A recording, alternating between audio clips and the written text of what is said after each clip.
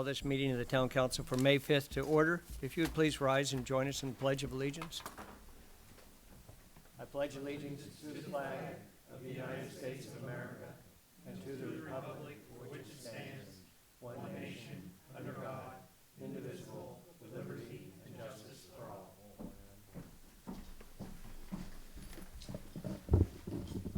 Thank you very much. I apologize for missing the meeting last week. I was on vacation. It was an interesting vacation. A little different than I had planned. But anyway, I'm back safe and sound, all that good stuff. Welcome back. Thanks. So by way of announcements, our upcoming town council meetings, Thursday, May 26th at 7 p.m. is a regular meeting. Thursday, June 9th at 7 p.m. is a regular meeting. And Thursday, June 23rd at 7 p.m. is a regular meeting, all held in this room for upcoming town council meetings. Paul, did you have anything? No, I don't have any announcements tonight. Any questions on the announcements? That was pretty simple. Okay, and I'm getting distractions. Comments from the press and public? Looks like we have none tonight. I don't have any thing else. Recognitions, resignations, and retirements. Tonight we have a recognition of retirement of a town employee submitted by Human Resources Director Sharon Marunich. The Town Council present a recognition award to former Assistant Fire Chief Sean Brechtel in recognition of his retirement from the Merrimack Fire and Rescue Department after more than 20 years of full-time service to the Merrimack Fire and Rescue Department, October 29th, 2001 to April 30th of 2022. Employees with at least 10 years of service receive a plaque with the town seal upon retirement. Chief, did you want to say a few words about Sean?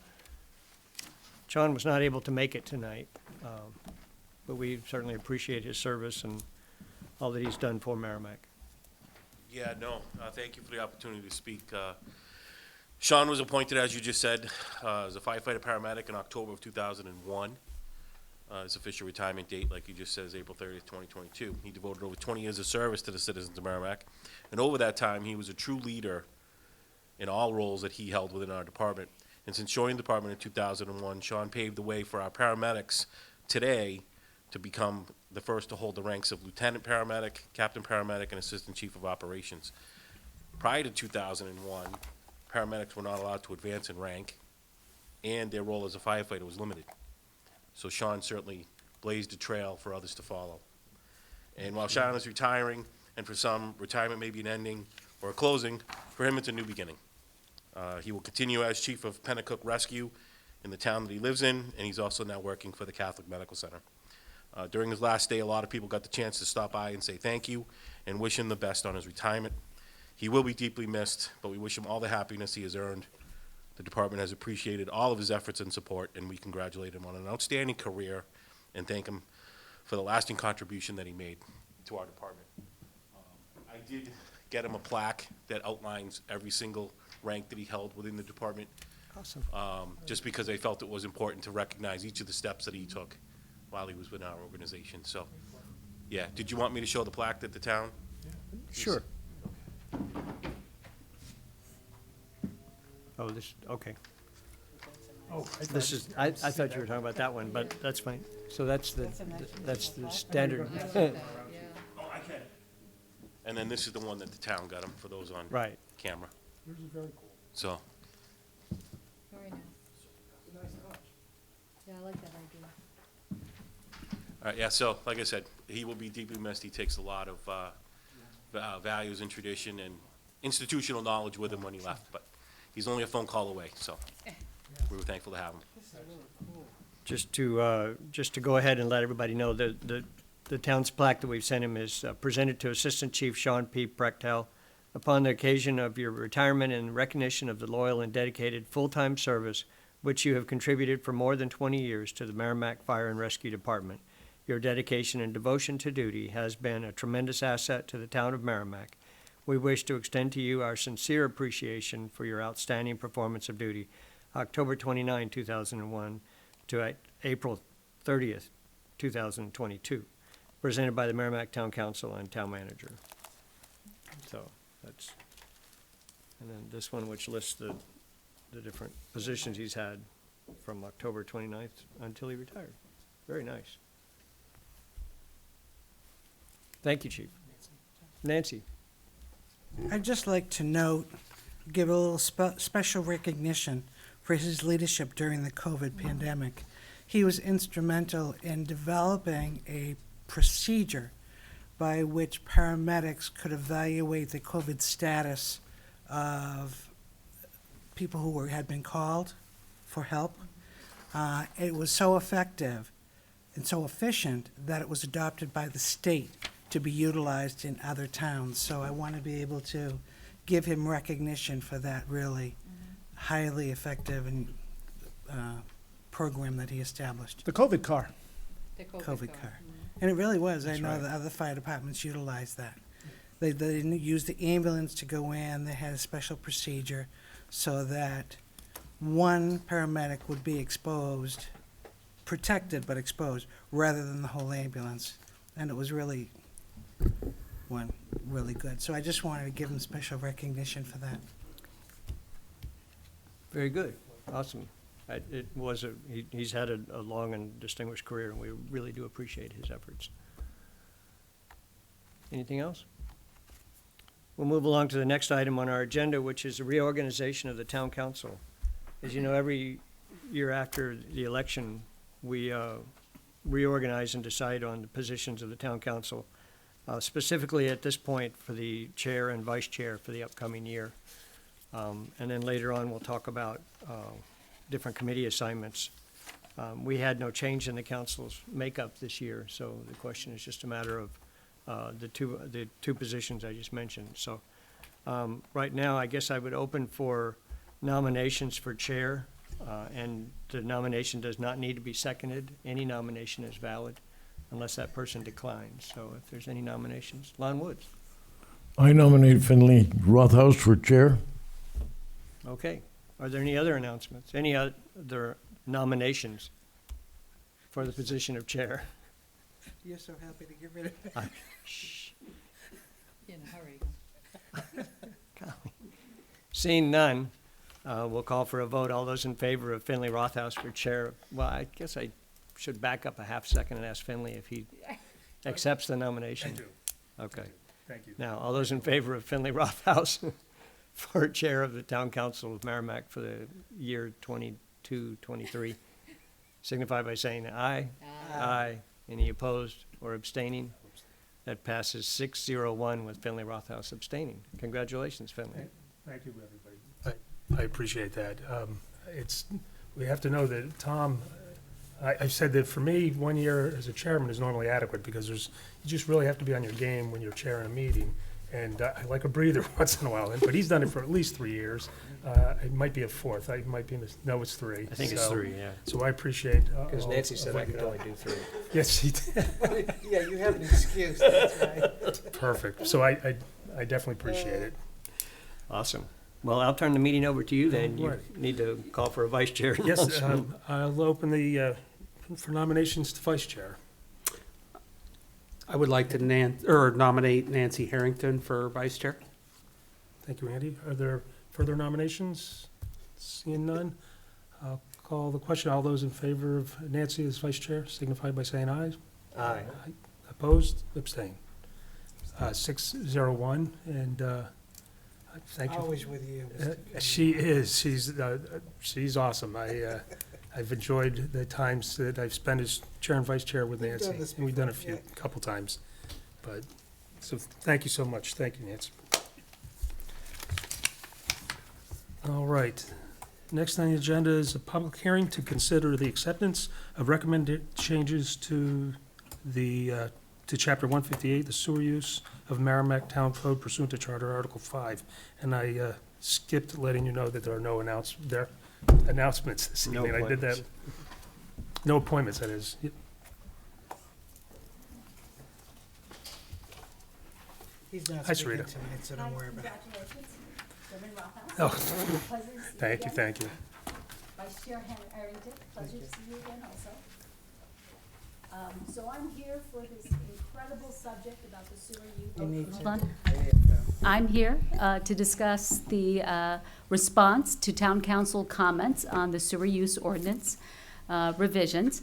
I just wanted to let you know that Phil Appert could not attend this evening, but as I said before, he is our pretreatment manager, and he does an outstanding job with regard to pretreatment and the sewer use ordinance. So this present, Before you get in, Sarita, sure. so for those at home, usually it's the next meeting that we come forward with a public hearing because the town council asked us to make some changes. And because this ordinance is reviewed by both New Hampshire DES and EPA, we asked for additional time. We did get buy-in for both EPA and DES of the changes that we're going to present to the council and to the public tonight. So I just wanted to make that clear. It was not one after the other like we normally do with an ordinance. The other thing is that we notified businesses that we thought would be interested in this ordinance change. As you can see, we extended the branch for them to come and have their opinions. So I do want to make that point to the people at home as well as the council, that we're not doing this in closed loop. We did notify the one business that would be very interested in some of these changes in the ordinance, and they decided not to appear tonight. Well, to this point. To this point. So tonight's presentation is a little bit shorter than the last one. I'm sure you're all very excited about that. What I'd like to do this evening is I'd like to briefly review why we're here to discuss the sewer use ordinance, why we're revising it, then review the town council comments and our revisions, and then just let you know that EPA and New Hampshire DES both approved the revised document. So we're here because on April 14th, when I came last time, I reviewed the entire ordinance and all the changes we had made. And at that time, I let you know that we had an inspection in 2021. US EPA inspected our pretreatment program. And at that time, as the closeout of the meeting, they made requirements or made recommendations for changes to the sewer use ordinance. They weren't really recommendations. They wanted us to make those changes. New Hampshire DS made some regulatory changes that we needed to make changes to our sewer use ordinance in order to address those changes. Then we looked at the most recent model ordinance and the most recent local limits development guidance document. And what we did is we made sure that the current ordinance reflects both those documents. And finally, what we had made are some administrative changes just to provide further clarity on a couple of the, or some of the items in the sewer use ordinance. I'm not reviewing everything this evening. I am only reviewing the comments that we had received. So at the April 14th meeting, I had indicated that ENVWQ 305 was revised. And what New Hampshire DS did in this revision is those communities that were regulated by US EPA, so those communities that had an NPDES permit, that had a pretreatment program in the permit, they removed the requirement for industries in those communities to submit an IDR application. So for example, Saint-Gobain installed a pretreatment system to remove PFAS. Well, they received an IDR application and approval from New Hampshire DES prior to us issuing a permit. So with this requirement removed from DES's regulations, we realized we had a gap in our regulations. And what we really needed to have was some mechanism by which we could continue to follow treatment systems that were installed or permit new treatment systems. Just to let you know, the regulations or the sewer use ordinance that we have right now without this revision doesn't have any mechanism where we could do that. So that's why it was important to add it. So if you go to page 43 and 44 of your document, you'll see a red line version, and it's section 15856I. And specifically, what town council commented on was they said that, you said that if DES removed the requirement from their regulations, why should we put them back in and have them review and approve this application or this permit process? So I reviewed those comments with US EPA and New Hampshire DS, and actually, to my surprise, both New Hampshire DS and EPA felt as though those two provisions, let me go back here, the completed application shall be sent to both DS and EPA for review and approval, and then they'll have a 30-day comment period. Both US EPA and DES felt that that wasn't necessary. EPA felt as though the town has the authority to evaluate treatment systems. They have the authority to make those decisions, and we submit to EPA on an annual basis an annual report, and they said at that time they can take a look at any decisions. And as always, both of them said that if we have any comments or if we have any questions, we can always reach out to them. So in the revision that you see in front of you on page 44, you will see stricken from 158-56IG, little I and 2 little I. I don't know how to say that. But. The next revision, when New Hampshire DS was reviewing the document on page 43, you'll see that indirect discharger from 158-56IA1 has been changed to industrial user.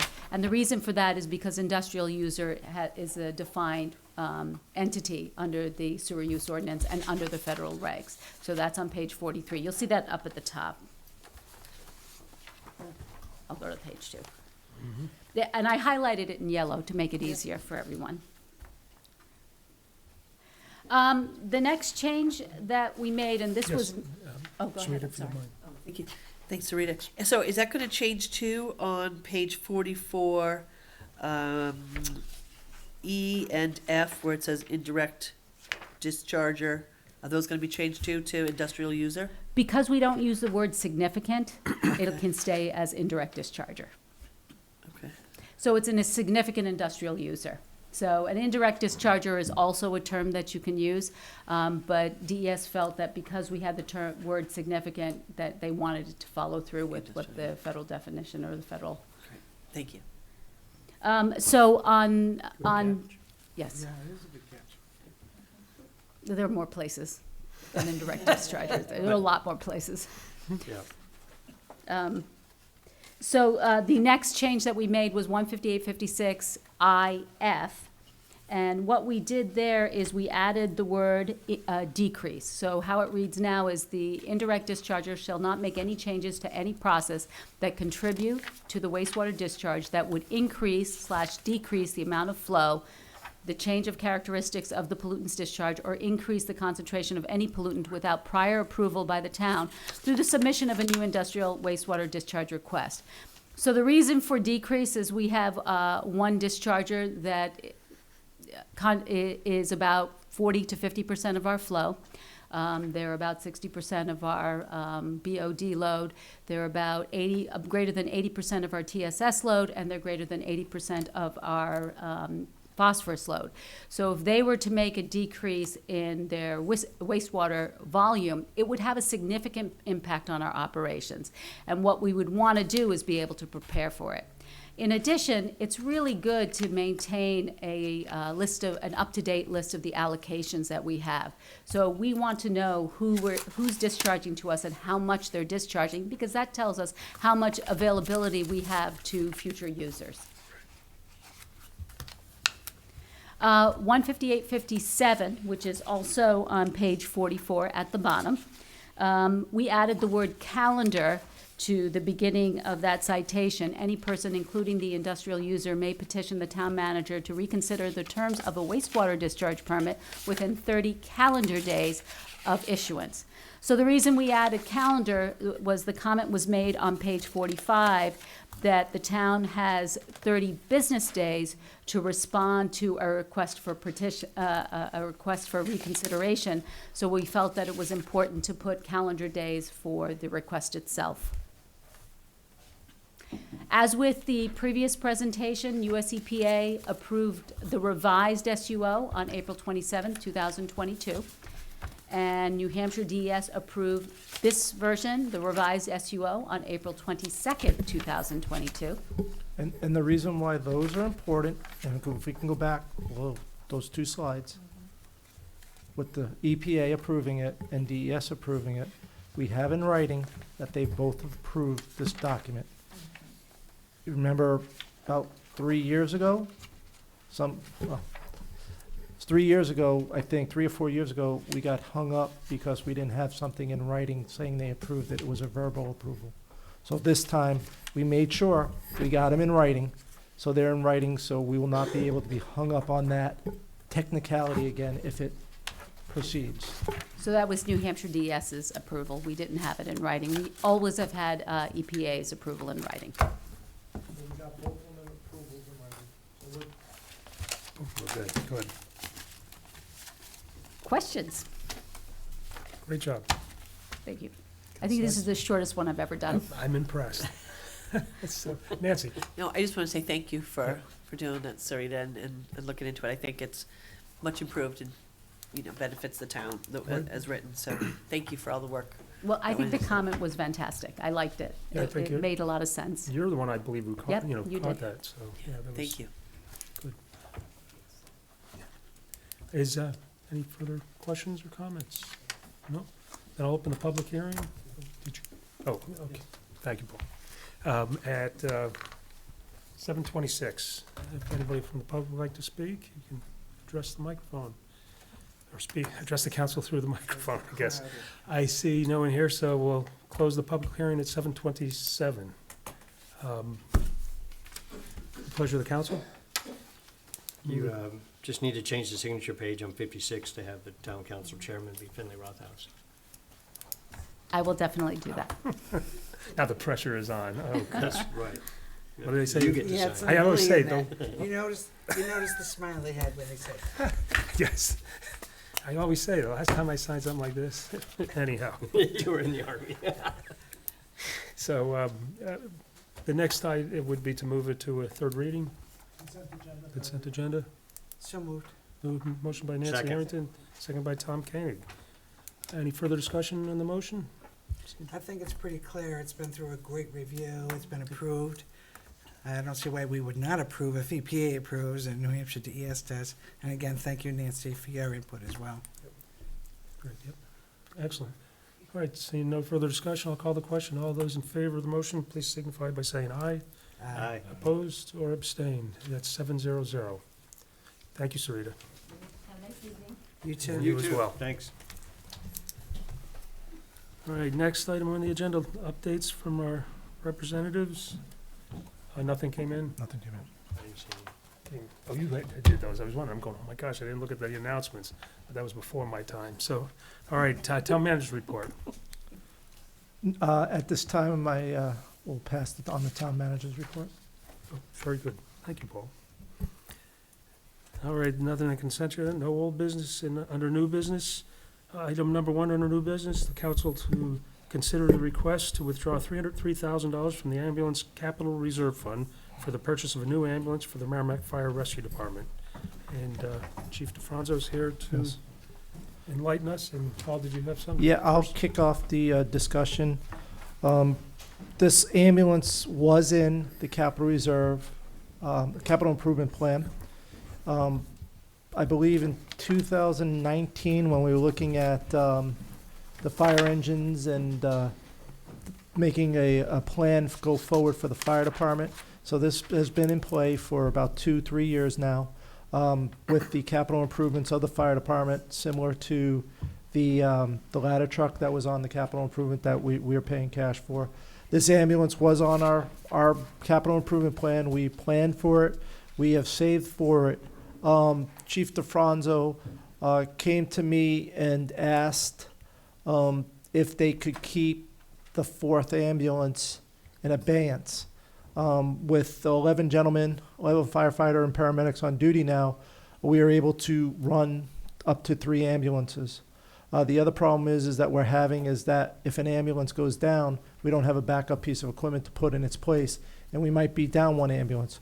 A couple weeks ago, I think we were down 2 ambulances. So we were only running 1 ambulance, and then we'd have to rely on mutual aid for the town. So Chief DeFranzo has some information about wanting to keep the current ambulance we're taking out of circulation or out of rotation as a backup ambulance. So with that, I'll give it to Chief DeFranzo. Thank you, Thanks, Mr. Town Manager and Council. So yeah, when we looked at our fleet and we're trying to make decisions on what do we do about ambulance replacement, it's that time to do that. Like the town manager described, it is in the capital improvement plan, it's all, planned out to make it happen. It has come to our, recent view that we have a lot of ambulance calls in town. And sometimes there are multiple calls, 2-3 times, every truck is on the road. And then, he's right, a few weeks ago, we had 2 trucks out of service for different reasons. And we only had 1 ambulance to cover the town, and I thought, geez, that's not really the best way to do business here in town. So we thought was an opportunity, instead of trading in an ambulance, well, can we keep it? So in investigating some of those options, if we were to trade the ambulance in, it's only worth about $20,000. And that mostly is due to the fact that it has a power load stretcher system mounted in the truck. If it didn't have that, it'd be worth less. So, for about $20,000, we get to keep an additional truck that would be spare. It would not have the stretcher in it, because that's a very huge expense. It would not have the cardiac monitor, again, another huge expense. The medications, all of the big ticket items we're not putting on this truck. If a truck goes out of service, we can take those items out of the truck going out of service and put them in this spare truck and get it on the road relatively quickly.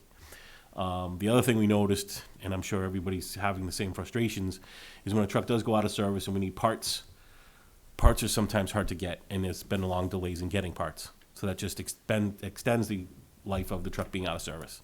So by having this 4th truck, we can still try to maintain 3 as often as possible. So that was the concept behind not trading this truck in and trying to keep 4 trucks. And I will certainly answer any questions that you have. I don't know what you have for information, but the truck itself is gonna cost just over $231,000 just for the truck.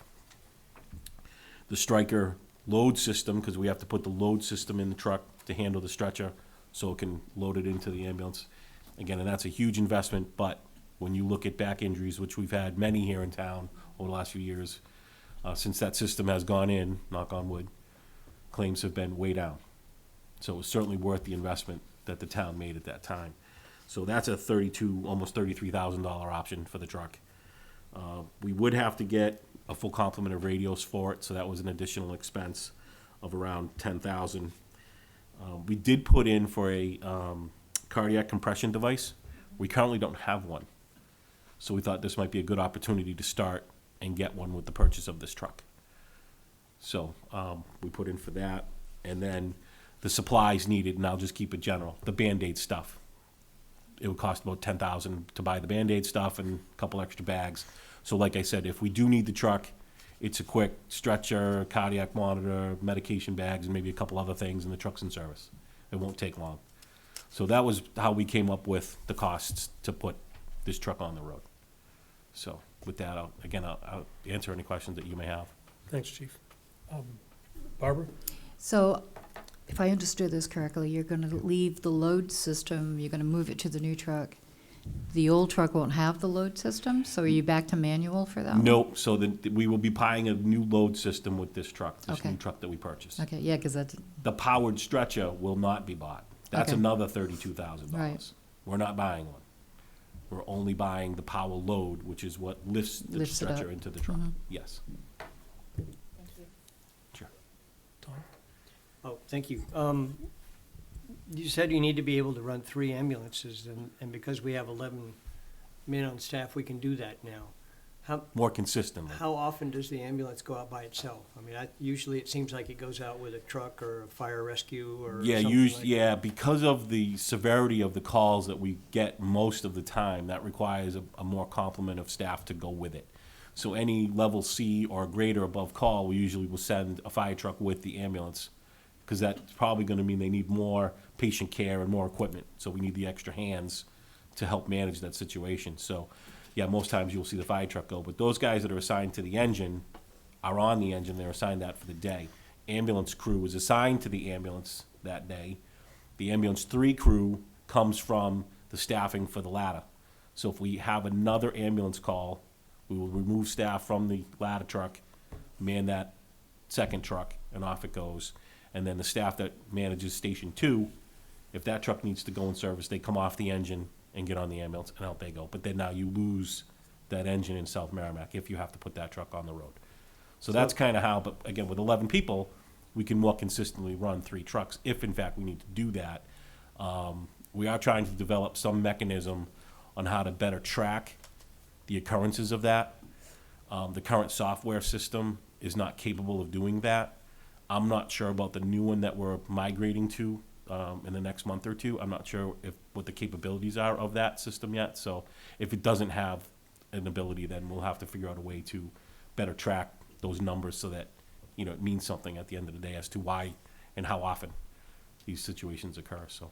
But if we do go to send a third ambulance, it's liable to end up going out by itself. There's no backup. No, the engine would still manpower. go. So if that third truck had So to you be can on send the out road, 3 trucks? engine and- 1 could go with that Station 2 ambulance. Sorry about that. That's okay. So yeah, the engine 1 crew will still be in town. The ambulance, and we'll just keep it simple, the ambulance 2 crew would be the third truck out. So the ambulance 2 crew would go, and the engine 1 crew would go, and still manage that, high-level call if we needed to have the extra staff to run it and manage it. So, I'm having a hard time adding this up. You've got at least 2 men on the ambulance, Yes. and you have at least 2 men on a truck. No, there's 3. So you have 3 Okay. on an engine. I know, we did the On an engine. presentation. Okay, so if you have 5 go out with the first ambulance, Yes. and you have 5 go out with the second ambulance, that only leaves you 1 guy for the third ambulance. Right, the percentage chance, again, and I don't know what that second call would be. If it is a high-level call, then yeah, maybe more people are apt to go. If that does occur, then we can't send an ambulance 2, because the engine 2 crew would be supporting the ambulance 3 crew. Yeah, it's a little confusing, I understand, but So if possible, you'd send 1 out by itself. yes. and As long as it's leaving- not a high leaving level. reference. Right, if it's not a high-risk call, then the engine doesn't go. The ambulance crew goes by itself. Okay, and Yeah. back to my first question, how often does an ambulance go out by itself, do you think? Again, I've been there about 6 months now. It's maybe 40% of the time. Is it? Yep. Okay. Yeah. But again, I want to be able to capture that data a little better, and I can't do that right now based on the systems that are currently in place, so Okay. we may I have had to the do impression manual that tracking. an engine so. went out with every ambulance call. It does seem like that, because again, the volume of our work is ambulance calls. I mean, they're going out over 3,000 times in a year, so I mean, that's 10 times a day roughly, if not a little more, so. Yeah, the volume of our work is EMS. Okay, thank you. Thanks, Tom. Nancy? Actually, my question was similar to what Tom asked, but I'll add another one. If your program that you're going to be using does not capture the information that you need to get, work with IT. I'm sure they can develop something very simple, because the information you're trying to capture is simple information. It is, however, based on my experience, the programs that are typically purchased for the computer-aided dispatch Right. aren't really set up to track that type of data. So that's why you might need an additional tweak, Right, From code might IT. have to be created and developed so that when which they would be put very these- simple. It may or may, it may or may Should not be, be. yeah. Should be. Yeah, that's over my head, but yeah. Right, well, It's over our head too, but I've seen it done Yep, before, so I'm, it could be something, because we're familiar with the information you're talking about. okay. Because that's the information upon which we made a lot of decisions the last couple of years. So I think, and Tom, you'd agree, being the computer person that you are, and me not. I would think it's easy enough to handle, Right. but So what I would recommend, if you find that if it's not there, to work vigorously with Paul, who can help set up the IT. Sure. Yeah, could just be a spreadsheet. That's right. Nancy? Yeah, thank you. Yeah, I think that's really important information, because we're missing a lot of data that's, decisions are made upon. Will you guys have the ability to go back for the last 6 months and track that? Because otherwise, I mean, every time that, we have no data. You know what I We mean? could, again, anything's possible. It's how many man-hours do you want to put towards collecting and gathering that data? So we certainly could do it. I'm not saying we can't, but it's gonna take a lot of man-hours to do it. And then you can certainly extrapolate each call for the day, but now someone has to go through and try to find, well, how many times were 2 trucks on the road? How many times were 3 trucks on the road? So that takes a lot of, again, man-hours to go through all of that data set. And you're right, I can get spreadsheets from the system, but again, someone has to manually go through and Right. filter all of that out. Versus Versus if you have a spreadsheet going That's right. forward, you can capture the data as you go along. That's correct. Correct. Versus spending the time Going back. to try to get the historical perspective for Right. it. So that's what we're looking to try to do as we go forward. And the only factor you're talking about is about $20,000 out of 300-something thousand, something, as far Right. as today's action is concerned. Correct, right. And again, it's only worth 20,000 because it has that power load system in it. If it didn't have that, it'd be worth less, which I was shocked to learn, but that's what the dealership told me. And that's The a- used ambulance market is not very, marketable right now, so. And that's Which a- I was shocked, given that used That's what we vehicles are would out of take out if control. we got rid of that, right? Right, and we'd probably, if we were trading it in, we'd probably pull that out and reinstall it in the new ambulance. And save That's what I was ourselves gonna ask, if that could be $30,000, done. Yeah, that Yep, could be it could. done if, yeah, so it's, all right, so you go, say $14,000 for round numbers, you save, you lose 14 on the trade, you'd save 16 net because of the $30,000. So the delta's $16,000 is really what we're talking about here, to go from 3 trucks to 4 trucks on the power lift system in the trade-in. So Chief, what are we not getting in this vehicle? So there would be no powered stretcher, no cardiac monitor. Anything zeroed out here. Yeah, so anything that's in the right-hand column, Right, no, those are the items that we're getting.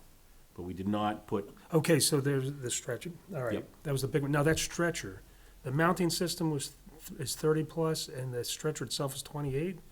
yes, sir. See, that's mind-boggling. I didn't know we'd already Oh, spent that yeah. money on the first install of that thing, that when they came to us first. Yeah, I didn't and remember the town being manager anywhere. would know roughly, but it was It was about around 9 months ago, a year Yeah, ago. $45,000 to $50,000 per vehicle with the lift I mean, and the stretchers. It's worth it, I believe that. We just glazed over, that's why. Right, it must have just finally caught up to me, because tonight it's stunning, but I do believe it's No, I necessary. was stunned I back just, then, believe me. yeah, Yeah, and So- the big thing, like the chief said, is that, knock on wood, that we haven't had somebody blow out a back oh no. because they gotta pick somebody up, and we don't have 11 guys at a scene waiting to help lift the patient Lift the into a patient vehicle. Ambulance.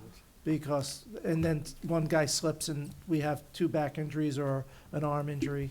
And like I said, knock on wood, we haven't seen it. And the other thing that we have, the chief, is the stair chair. That has saved a ton of Mhm. people, backs, arms, legs as well. So, that was a $6,500 purchase, and looking at this, we said, we have one, it's working. If we find that that's going out a lot, we might need another one, but we can work that through a budget purchase for a second stair chair. But that's also a lifesaver with the backs and the arms. Yep. All right. Anybody have, Andy? I'm just curious, the balance of this capital reserve fund, current balance. This purchase will wipe out pretty much the balance of this capital reserve fund. We'll have about maybe $10,000 left in it. Because we were expecting around $250,000 for this ambulance. And of course, it's $50 to $80,000 more. So next year in the budget process, we'd have to look at potentially the life of the ones that are in place. Do we get to prolong the life one more year, because we're running 4 ambulance, we have 4 ambulances now, and if we have one that's, the one with the highest hours and the highest miles is probably the one that's gonna be pulled out as the reserve for the time being. And then if we have to run them through, we can run them through that way and try to save some of the miles on the other ones that are being opened. So we're looking at maybe pushing an ambulance out a year or so to get the capital reserve fund back up. Tom?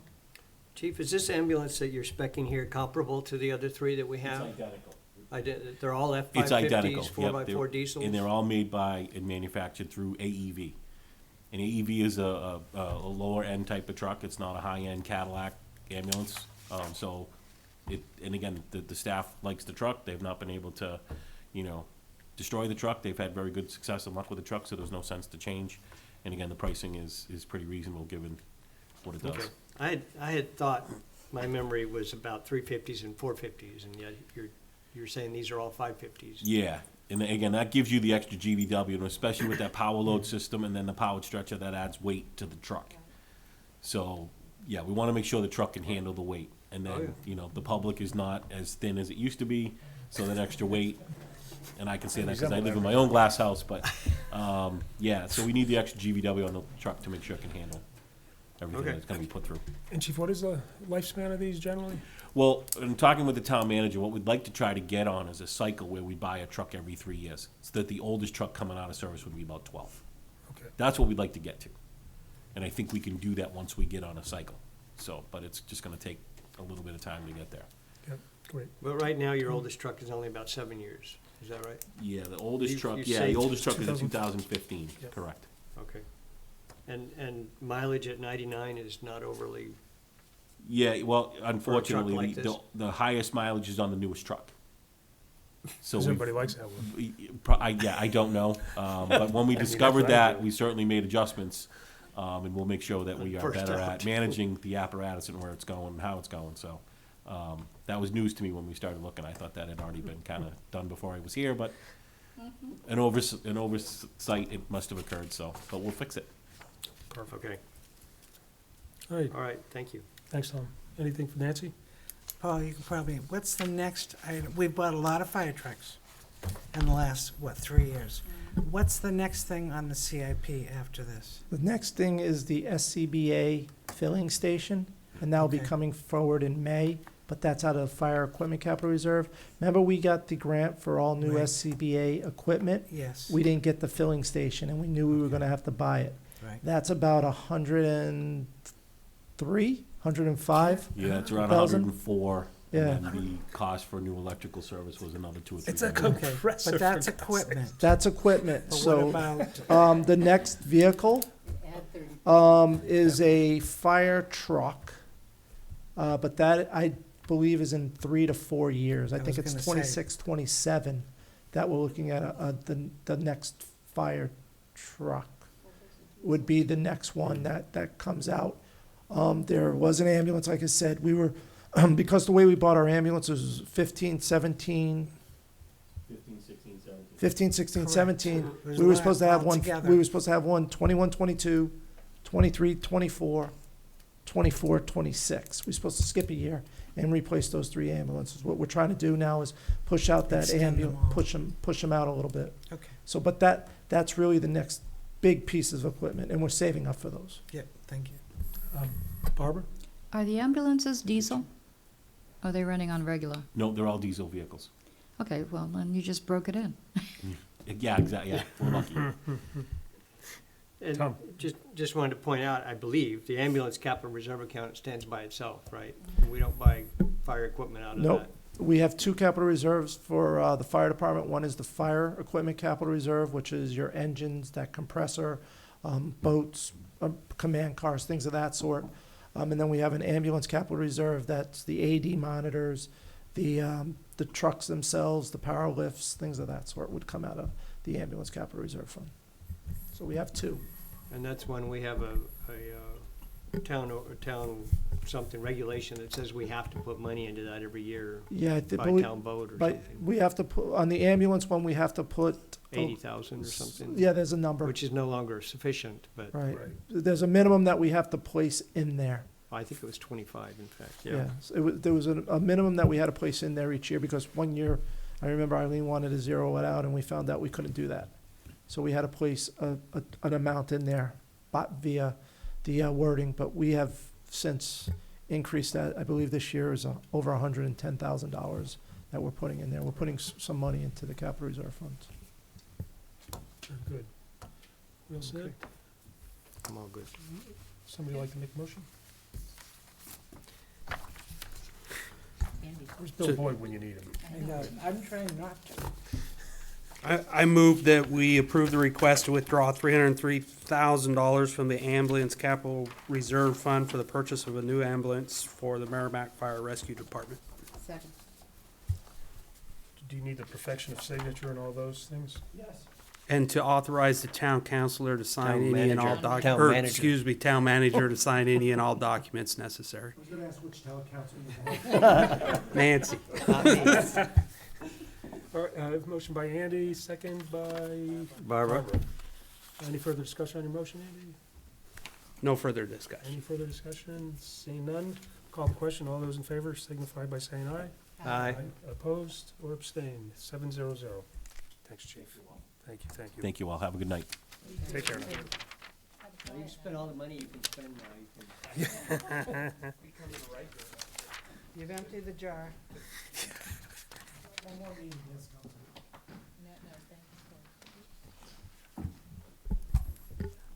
All right, next item on the agenda is declaration of May 15th to 21st, 2022 is Public Works Week. And I'm sure Dawn is here instead of Kyle to speak to us about Public Works Week. Yes, Kyle passed this down to Don because he said he forgot about a prior engagement. So he asked Dawn if she can come and speak to the Public Works Week, and it's real quick. There's a proclamation that we're going to ask you to sign, but Dawn will read it, and Dawn will explain exactly what Public Works does in the town and what their responsibilities are. Hi, Dawn. Welcome and thank you for being here. Oops. Thank you. So, this year, Ready and Resilient is the theme for our 2022 Public Works Week. We want to showcase each and every one of our Public Works employees as our superheroes.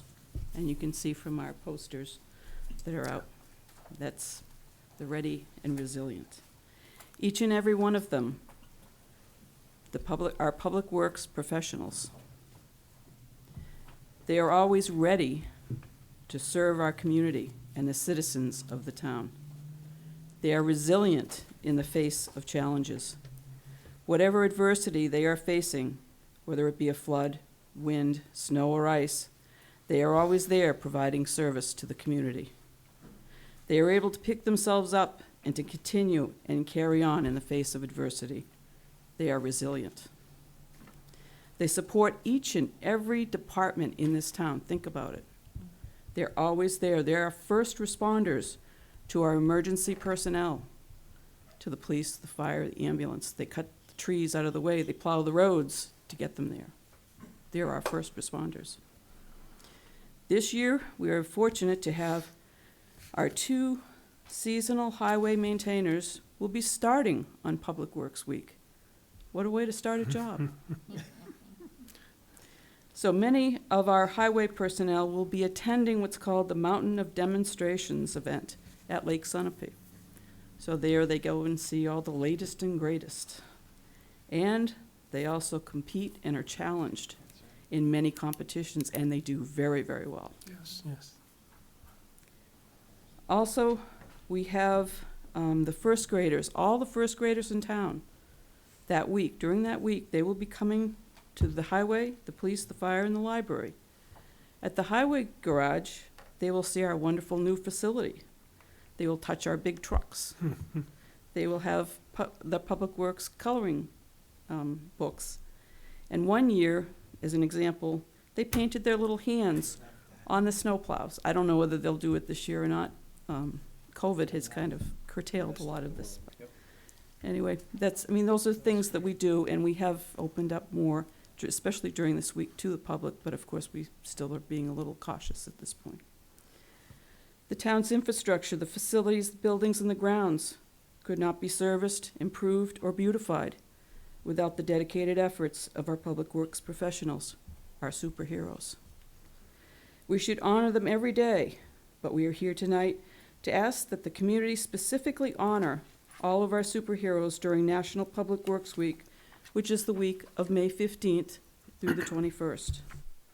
We would like to do that by asking the town council to please sign the proclamation that is before you to support and appreciate all that our superheroes do for us as our professionals.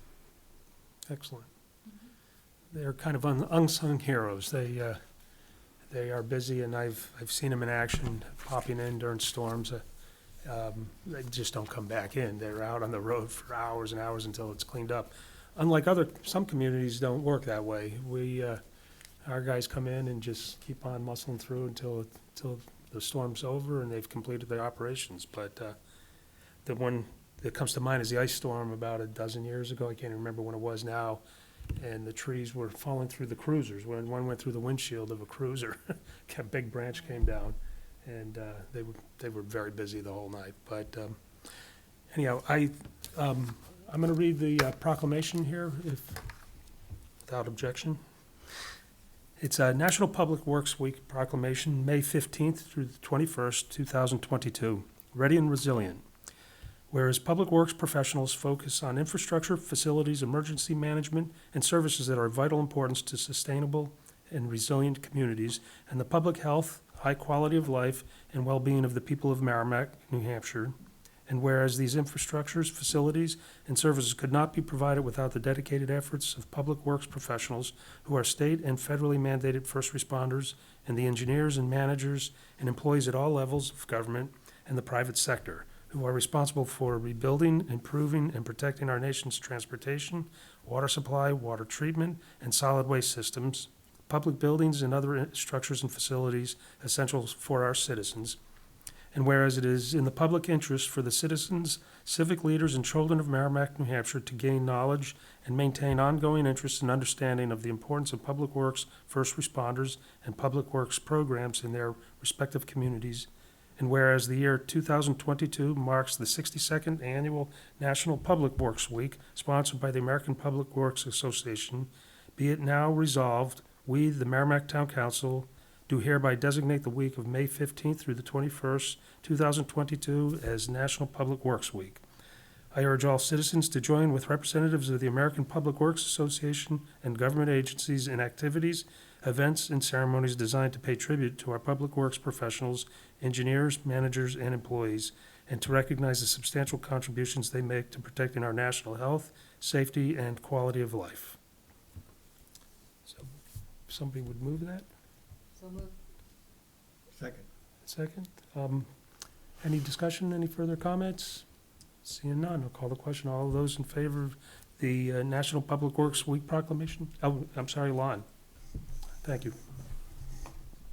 Yes, as an alumnus of the Merrimack Department of Public Works, I've worked with a lot of very, very dedicated, fine people, and I couldn't be more proud or more sincere about this proclamation for that group of people. We often don't see them.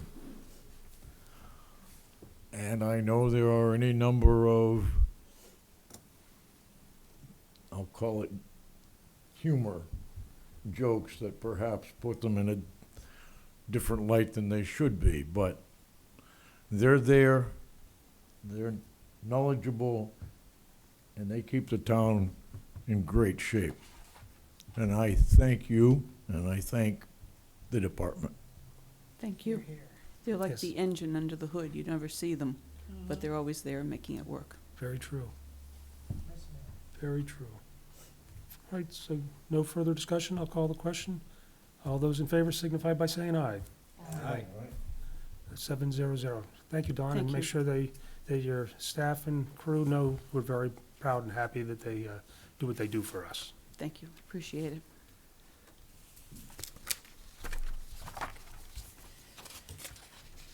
Oh, yes, do you want to do that now?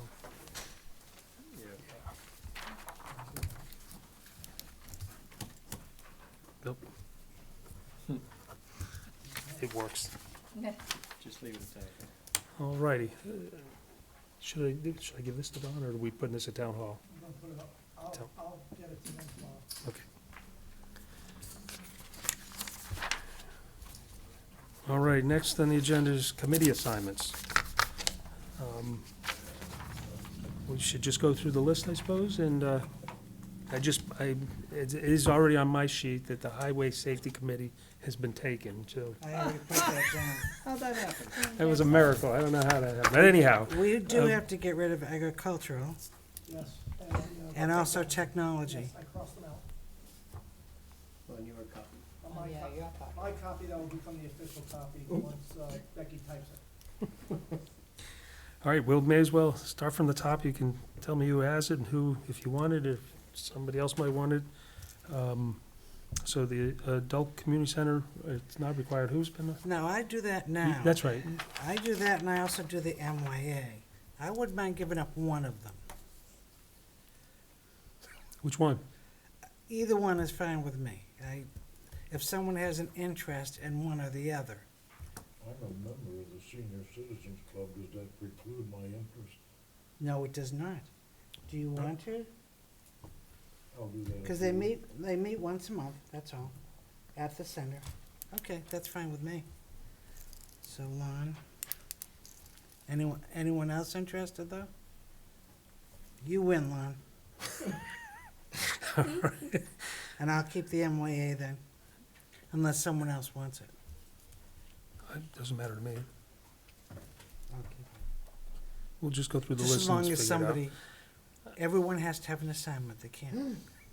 All right, so Paul has the next three, unless somebody would like to take that from him. The authorized sewer representative, I don't even know what that person does. That's gotta be me, It's gotta be you. because of the ordinance. Okay, no, very good. Then we probably don't even need that there, but that's fine. Cemetery trustee, he's the king of the dead, I suppose. Yeah. Eileen was the queen, so. You gonna stick with that, Paul? I have to. Have to. But that's in charter also? Then we don't even need these on here then. That's not in the charter. Yeah, we Yeah, it voted on is. it to change it to the, it's in the charter. Yeah, King of the Dead. The town We changed it to the town manager is in need- charge of the, You need the microphone. You got it.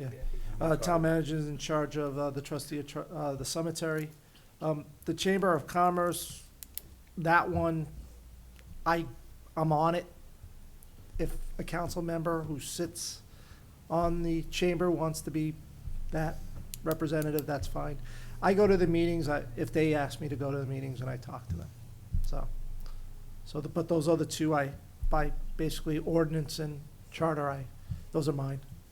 Not that I want them, but they're mine. Okay. All right. All right, I guess we'll leave it as it is for now. A commission on the environmental and public health impacts of It's perfluorinated, That's the 737, isn't it? Nancy, Presently Yep. Nancy Murphy I'd- should stay. I'd like you to stay if you would like I'd to like stay. to stay as well. Yeah. Thank you.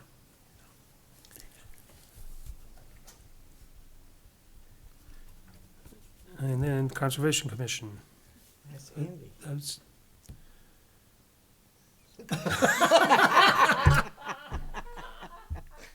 That was 1,000 words right there. I'll continue. good. He didn't say that, but he did say. I'll continue. Unless somebody else wants it. I'll No? continue. All They right. just sort of jumped Thank you, in. Andy. All right, Heritage Commission, Yeah, that's me. would you like to stick with that? With that? Yes, please. Okay, Highway Safety Committee, oh, that one was already taken, okay. Yeah? Unless somebody wants it. Who's got that one? You? Me. My favorite one. It is, Town center was your favorite. I like that too, actually. I do enjoy that a lot. But the Highway Safety Committee didn't meet last year. It was one of those committees, but, which isn't why, I enjoyed it. It's a good group of people. So Nancy, you want to stick with the MOA for a I'll little bit? stick with the MYA, How often is that a monthly thing? yes. Unless And- someone wants to. Okay. I mean, if you want to get rid of it, it's something that I No. could do, because you No, I'm fine. know, the Nashua Regional Planning Commission.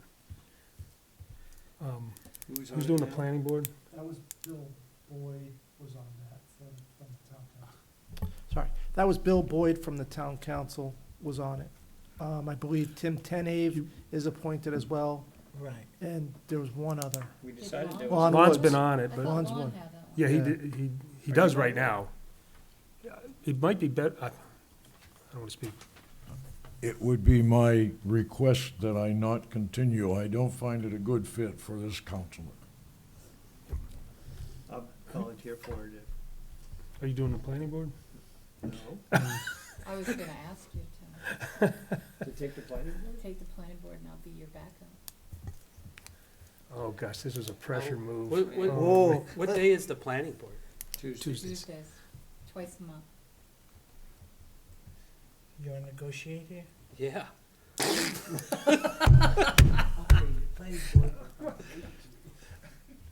Can't do both, but You can't do, how often does the Conservation Committee meet? twice a month, Mondays. Twice a month? Yeah. Really? Really? Mondays? Yeah, I think so. On Mondays. I'll keep playing. You don't mind? If you okay with that? Yeah. And I'll back you up. It works good the last couple of years. You tried. I guess nobody wanted to swap with you. Well, I can't on Monday. And Mondays, Except in the I actually, So- I have meetings, not necessarily every month, it can be every month, but I think it's 4 times a year. it is, the NRPC is So is you're gonna do quarterly. an RPC, Tom? Is that what you said? I can do NRPC. Did you want to do it, or you, that would require a switch, right? No, yeah. No. No, it wasn't. No, I can do NRPC. Is that good for you, Lon? Your preference is not to do NRPC, right? Right, he would rather not. Okay. Okay, who's on Parks and Rec right now? Lon? You're on Parks and Rec, right? Yes, I would like to continue, please. Okay. And the last is Town Center Committee, which I can stick with that because I enjoy those guys too.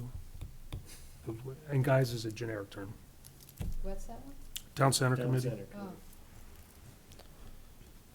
Committee.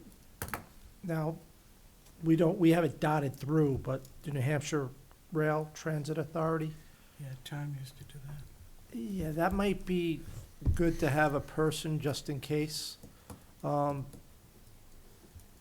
The money that is coming through the federal government Yeah, that's right. for the rail that goes from Nashua to Manchester, the state did vote and say that they will not put any state money into it. But if the new company that bought Pan Am wants to put money in for that project, they're getting several billions of dollars through the federal government for the whole country. But they might upgrade, so that might be one of those that you might want to have a counselor ready just in case to go if they have meetings. And just so you know that they've been going ahead like they're going ahead, because they have started having meetings with folks who are on the historical commissions and society, because as they're bringing that rail through, they're worried about historical, especially along the riverfront where Native American settlements may have been. And of course, we have Thornton's Ferry and Reed's Ferry. So there's been one meeting of that group, that subgroup of the project, and they're having another one, I think, on the 12th. So, Did you say you wanted to pick that up? no. That was a good chat, though. That was an FYI, just to know that there's more tentacles out there than, Things might be happening. yeah. Your interest? Yeah, that, Yeah, they don't meet much, Yeah. but every now and then we'll get a call from one of the senators to say, hey, we're having a powwow in Manchester, or we're meeting in Nashua, or things of that sort. And to have a name associated with it, then we can give it to the state and say, hey, Councilor Hunter, Contact so-and-so. yeah, make sure is they- on this. put them in the loop. Yeah, Get you in the so, loop, because they're picking they picked a location in Bedford, and Bedford didn't even know they picked a location in Bedford. Location for a meeting? A station. A For station, a station. Interesting. but that wasn't supposed to be one there, it was supposed to be in Manchester. Yeah, but because of the airport and the access, they were, and where the rail is, it's not at the airport, it's on this side of the river, and Bedford is on this side of the river, and like, if anybody's ever flown into Baltimore, you Mhm. can't get there from there. So if you Mhm. need to take a train or a rental car, you have to jump on a bus to get there. It's gonna kind of be the same concept if they decide to come in with a rail. So, but it would be good to have like I said, it would be good to have a counselor's name that I can shoot up to Concord and say, here is our representative of the New Hampshire Rail Trail. Just to clarify, they don't meet very often. Not hardly ever. What is, It's not twice a month, is it? No, No, hardly okay. ever. I just want, Well, for now. I just want to quantify that statement a little bit. No, as far as I know, I'll get an email, maybe once a month. And I've been to 3 meetings in the last year. Okay. Oh, they've had that many. I didn't And those were realize with, because of Congressman Pappas, Congresswoman Shaheen, and that. Oh, Hassan. Senator Jean. Senator Shaheen and Senator Hassan. So already, the historical side of it has met almost as many times as Yeah, the whole project for you. right. Because this will be my 3rd meeting coming up. let us Right. know if it becomes overburdensome. Yeah, if it becomes overburdensome, I might have to give something else up. Very good. Well, I appreciate everybody's efforts in these different things, because some of them are consuming, like the planning board and so on. So Conservation, Parks and Rec meet pretty regularly. So I appreciate all that. Everybody's good with that? And I can't remember, did we vote last year to On this? accept, or did we do that when we brought him back, the following meeting? I can't remember. When we brought him back. Did All did right. we even vote on I think finalized because you're Okay. signing them, so. it? Yeah, signature block down there, so, okay, It'll come back on May 26th. very good. So Andy, you have 3 weeks to deal with it. He lit up when the one negotiation began over here. It's true. It is true. It's like, he thought there was an escape hatch. All right. All right, next item on the agenda is consideration of changes to Chapter 180, which is temporary sales locations and vendors of the Merrimack Town Code. And Town Manager McCally's here to present us some options, some suggestions he's got. This is after our meeting, our last meeting, with all the questions that we all seem to have. Yeah, so after the last meeting on, in April, when we brought up the artisans and things of that sort, it opened up a lot of questions in the town code. I reached out to legal and tried to get some clarifications on some of this stuff. And really, there is 3 amendments to speak of. The first amendment is temporary sale, section 180-3B3, license requirement exemptions, which currently provides a license exemption for an itinerant vendor who operates a permanent business in the state, occupies temporary premises, or predominantly displays the permanent business name and permanent address while business is conducted from the temporary premises. That is one way we can go about it. The reason being is that we have businesses in people's homes, and that's really where the artisans come in. Is that, do they have a brick and mortar, or is their brick and mortar their house? So what we looked at is how do we define that? And how do we get better clarification? One is to delete that completely and just say, all vendors, no matter whether you have permanent business, brick and mortar, you sell out of your house, you have to go through the licensing agreements and you have to pay the town of Merrimack. Doesn't matter if you have a business, a restaurant down the road, you gotta pay the itinerant vendor because you're not operating at your permanent place of business or where you sell your goods or services from your house. That's one way. We can delete it totally. Another option is to define what a permanent business is. And basically, an individual or entity's regular trade, occupation, profession operated from a permanent facility and occupied for the purpose of making retail sales and goods to the public.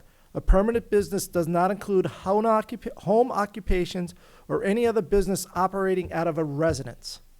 So basically, by defining it, if we wanted to leave it in, if we made this definition, what that would do is the brick and mortar, the restaurants, they wouldn't have to pay. But if I make jewelry out of my house and I go to a fair, I'd have to pay. So those are two distinct possibilities here. And why I'm bringing this forward is I didn't want to bring an ordinance forward and then, oh, make this change, oh, make that change, oh, make, for the first reading. So I'm looking for some guidance from the council on how they want this ordinance to be directed. So I'm giving you a couple options about permanent business. Like I said, the first is we can delete it and everybody pays. Or two, if you have a brick and mortar, meaning you have a business like Thirsty Moose, and you want to sell at Anheuser-Busch for one of their events, you still need to fill out the permit request, but you don't have to pay. In the other case, the first case, by deleting it, if they wanted to sell at Anheuser-Busch, they would have to pay. So those are the two options that we have there. Oh, go ahead, Nancy. Thank you. So if they were to be a permanent business, is this a permanent business located in our town? No. Or is it any place in the New Hampshire? Anywhere in the state. Anywhere in the state. Okay. So like North Country people who have a permanent business in the North Country would then be exempt from all of the, The paying of it, they would still have to file the permit, still get inspected, they just wouldn't have to pay. I knew this was gonna be a real cumbersome process. It's not gonna be as simple as I would hope, but, the whole idea of the permitting, I thought, was to cover costs predominantly. When you have to send an inspector out to look at a food cart that's coming from a business up north, but, you know, they've got a brick and mortar, but they're gonna come down here and sell their hot dogs or whatever, we still have to have somebody going out there Yes. to inspect it and all. So that, I guess in my understanding of artisan versus craft, Nancy and I talked about it earlier, you know, I don't know. It's the small things where the crafters, I guess, where, you know, you're lucky to sell $30 worth of stuff and you're paying 50 or whatever you have to pay for the permit and everything. It's counterintuitive, but if you're making real money, and you can't find that out in any fashion, but if you're selling product that's going for $150, $200 for an item, you're more inclined to have that profit. So for me, I always like to keep it simpler when possible. For me, it's always just been about covering the cost of to the community of inspecting the cart or whatever that they're doing. So that doesn't help move this along in any fashion, but Well, that would be the one-time, that's why we charge $50 for a one-time license fee, right. is because of that, because we'd have to go out there and inspect it one time. If you have, 250 is for a year license. And basically what it is, I've amended some language, but current policy is you get the license for that location. So for instance, we might have a gentleman up at the vault. He pays a $250 fee. He gets inspected, and he's allowed to sell for a year Right. at that location, in that setup. If he moves anywhere on the property, it isn't it's location, because we inspected the location. So if he moves that to Dunkin' Donuts, it doesn't count. Or if he moves it to the Summit property, it doesn't count. It's only specific for that one location. Help me understand why, because you're inspecting the You're- apparatus, not the site. But you're doing both things. You inspect the person's apparatus, his vehicle, his trailer, his kitchen, Right. his setup. Right. But you're also inspecting the site to make sure, for health reasons, if he's selling food, water, sewer, toilets. No, they don't. They're supposed to look at all that stuff. I have a problem with that whole concept, because if you have gotten the permission from someone to park your food truck there, say, and your truck has been inspected, it's up to the person who is giving you the approval to park your truck there as to whether or not he still has enough parking spaces or not, or does he have water. A lot of these trucks have water tanks, and they fill them because you may be in a place that you don't have water, or you definitely, most of them have electrical. But in 250, if we only have about 4 spots in town, you can possibly park a food truck, because we don't have a lot of street room. So by the time a person is doing startup, and I had done a lot of work on this a couple of years ago, because there was a bunch of folks here in town who wanted to start food truck businesses. And it was so discombobulated and expensive that they just gave up and they went somewhere else and got licensed. Because think about $250 for 4 spots. Oh yeah, that's some bucks. But $250 for the year would not be per spot. If you're only going to be in one spot. No, but- what I'm suggesting is, if it did not have the additional spots, is if you didn't have to pay per spot, $250 for a year Perhaps. is not Because, unreasonable. but think about it, okay, so you want a second spot, your truck has already been approved, I'm not suggesting you pay more. okay? I'm Because saying I per had year, suggested not at by the, per spot. I had suggested at the time, but there was no appetite for change, that, okay, have the form, fill it out, because this was very cumbersome. I'm at the vault, I have to fill out the form, pay my $250. I want to go to the outlets, I have to fill out the form, pay $250. I want to go to Able Ebenezer, I got to fill out the form and pay $250. See how I'm talking? So it was getting a little crazed, which is why we don't have that many food trucks anymore. People just say that I'm not doing it and I'm going elsewhere. Yeah, we've never. Paul, Could we stick right now, because I have language that I'm proposing Okay. for additional sites. I just want to stick to the language of, do we want to delete it? Do we want to add this definition? What do we want to do about permanent, the term permanent business? So I have a quick question on that. If somebody comes from North New Hampshire and goes to apply and says, well, I have a permanent business, I have a permanent structure in Laconia or wherever, how do we validate that? Is it just honors? Hawker Pedal is licensed through the state. We'll look And so into we that. have a way to look that up? Yes, Okay. yes. well, they have to do that anyhow, don't Yeah, they have to give us a Yeah. Hawker Pedalers, but we can see if they have a permanent, if they have brick and mortar, if they're selling out of their house. Because people who sell out of their house 9 times out of 10 do not have a Hawker Peddler's license. Because they're exempt through, if they're selling food, they're exempt. Because there's an exemption for them in the state laws. Because they have to put their name, address, telephone number on every jar they sell if they're selling jelly or honey. Okay, I just want to make sure if we chose this option, we have a way to, Yes, To we validate that. check it now. okay, We thank check you. it now. Help me understand why we would not have someone from out of the town pay. Because we cannot, we were told by our attorneys, we cannot scrutinize people outside of the town of Merrimack. It's illegal. It has to be, So legally, we can't make them pay. well, no, No, legally, we can't It has to be say, the same. we can't say that everybody who lives in Oh, Merrimack difference. Yeah, is free, anybody outside. It has to be the same I for understand. everybody. Okay. So if we made outside people pay, we would have to make inside Merrimack pay. Correct. Okay. Yes, I got everybody you. has to be the same. Consistent. And we can Okay. talk about the dollar amounts if you want. I'm just trying to get the Right, I language get down. that's Yeah. where a big part of the discussion, I think, I has get to that. happen. Right. So, Can I just make sure that I understand the difference between, if we delete the exception, Mhm.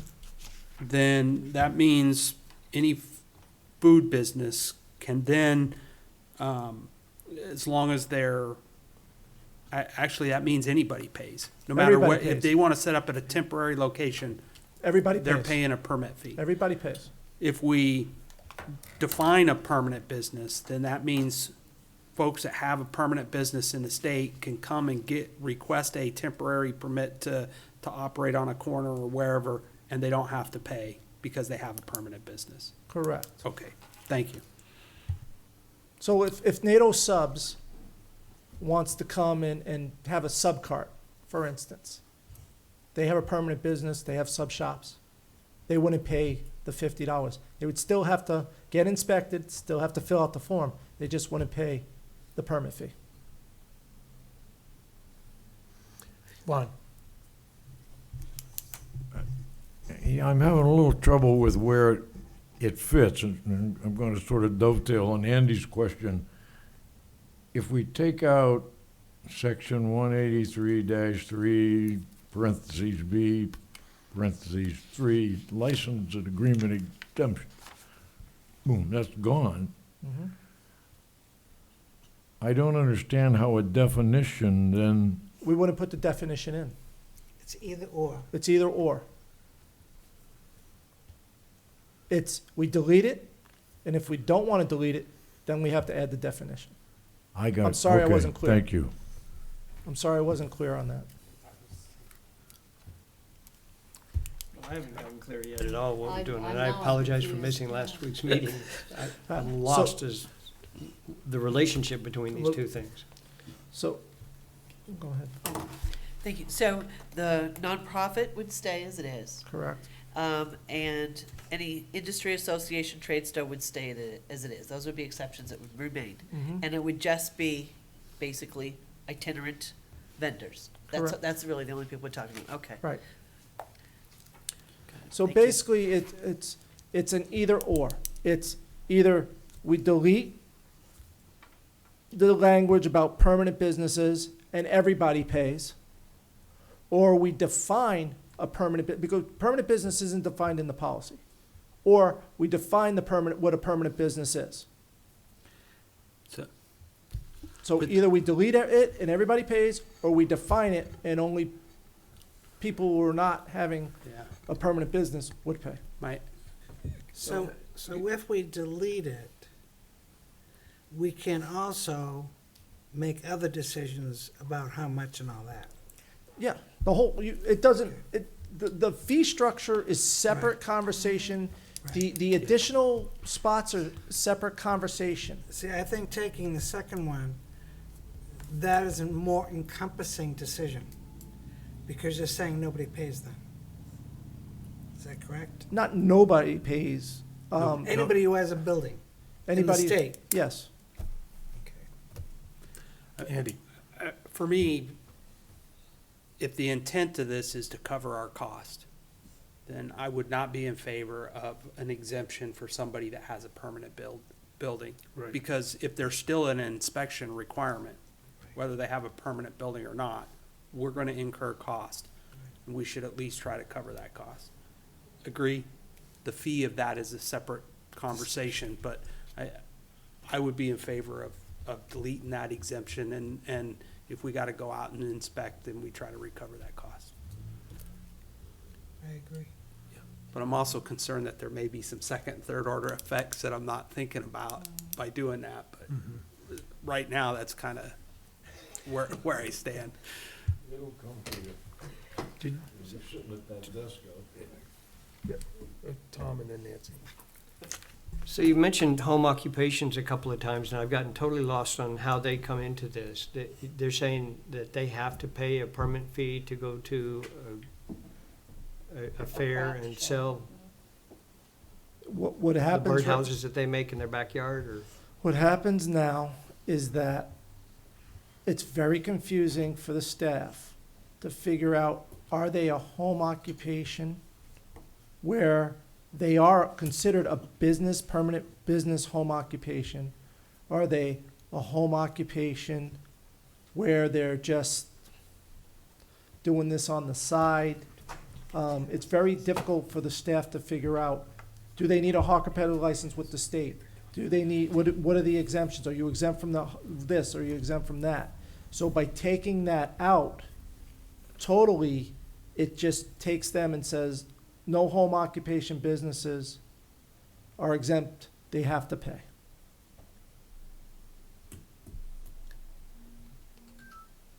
So again, if somebody goes to a craft fair and wants to sell, They would the have to pot pay. holders or whatever, they'd have to Right. pay a 250, some number permit fee. Yes, if that's the case. However, if they're a craft fair associated with a nonprofit, they would be exempt, because the nonprofit is exempt. So if Okay. they're doing a church craft So the fair, craft No. fairs. they would be exempt. So in other words, scenario time. I make jewelry in my home, and maybe I go to 2 or 3 craft fairs a year. I would have to pay, even though I'm doing it out of my home. For each location, Right, potentially, potentially, yes, depending on what the, unless they were a nonprofit organization. right, unless you go And into a that's church. where it gets too And that confusing, gets and there are really too many confusing. conditions, yeah. But then that's where we can get into the amount. I don't, I mean, even if you're talking $10, that's an amount, versus when you've got a group of 50, that you can pay more than that. And how do you group that, or do you group that and say, no, the organizer doesn't, but each vendor has to pay $10? Right, because taking a permit fee from a vendor who's not setting up food services doesn't require that inspection.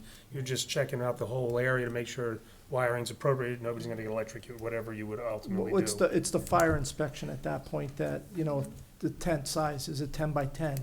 Is do they have electricity there? Don't they have electricity? All those factors. Yes.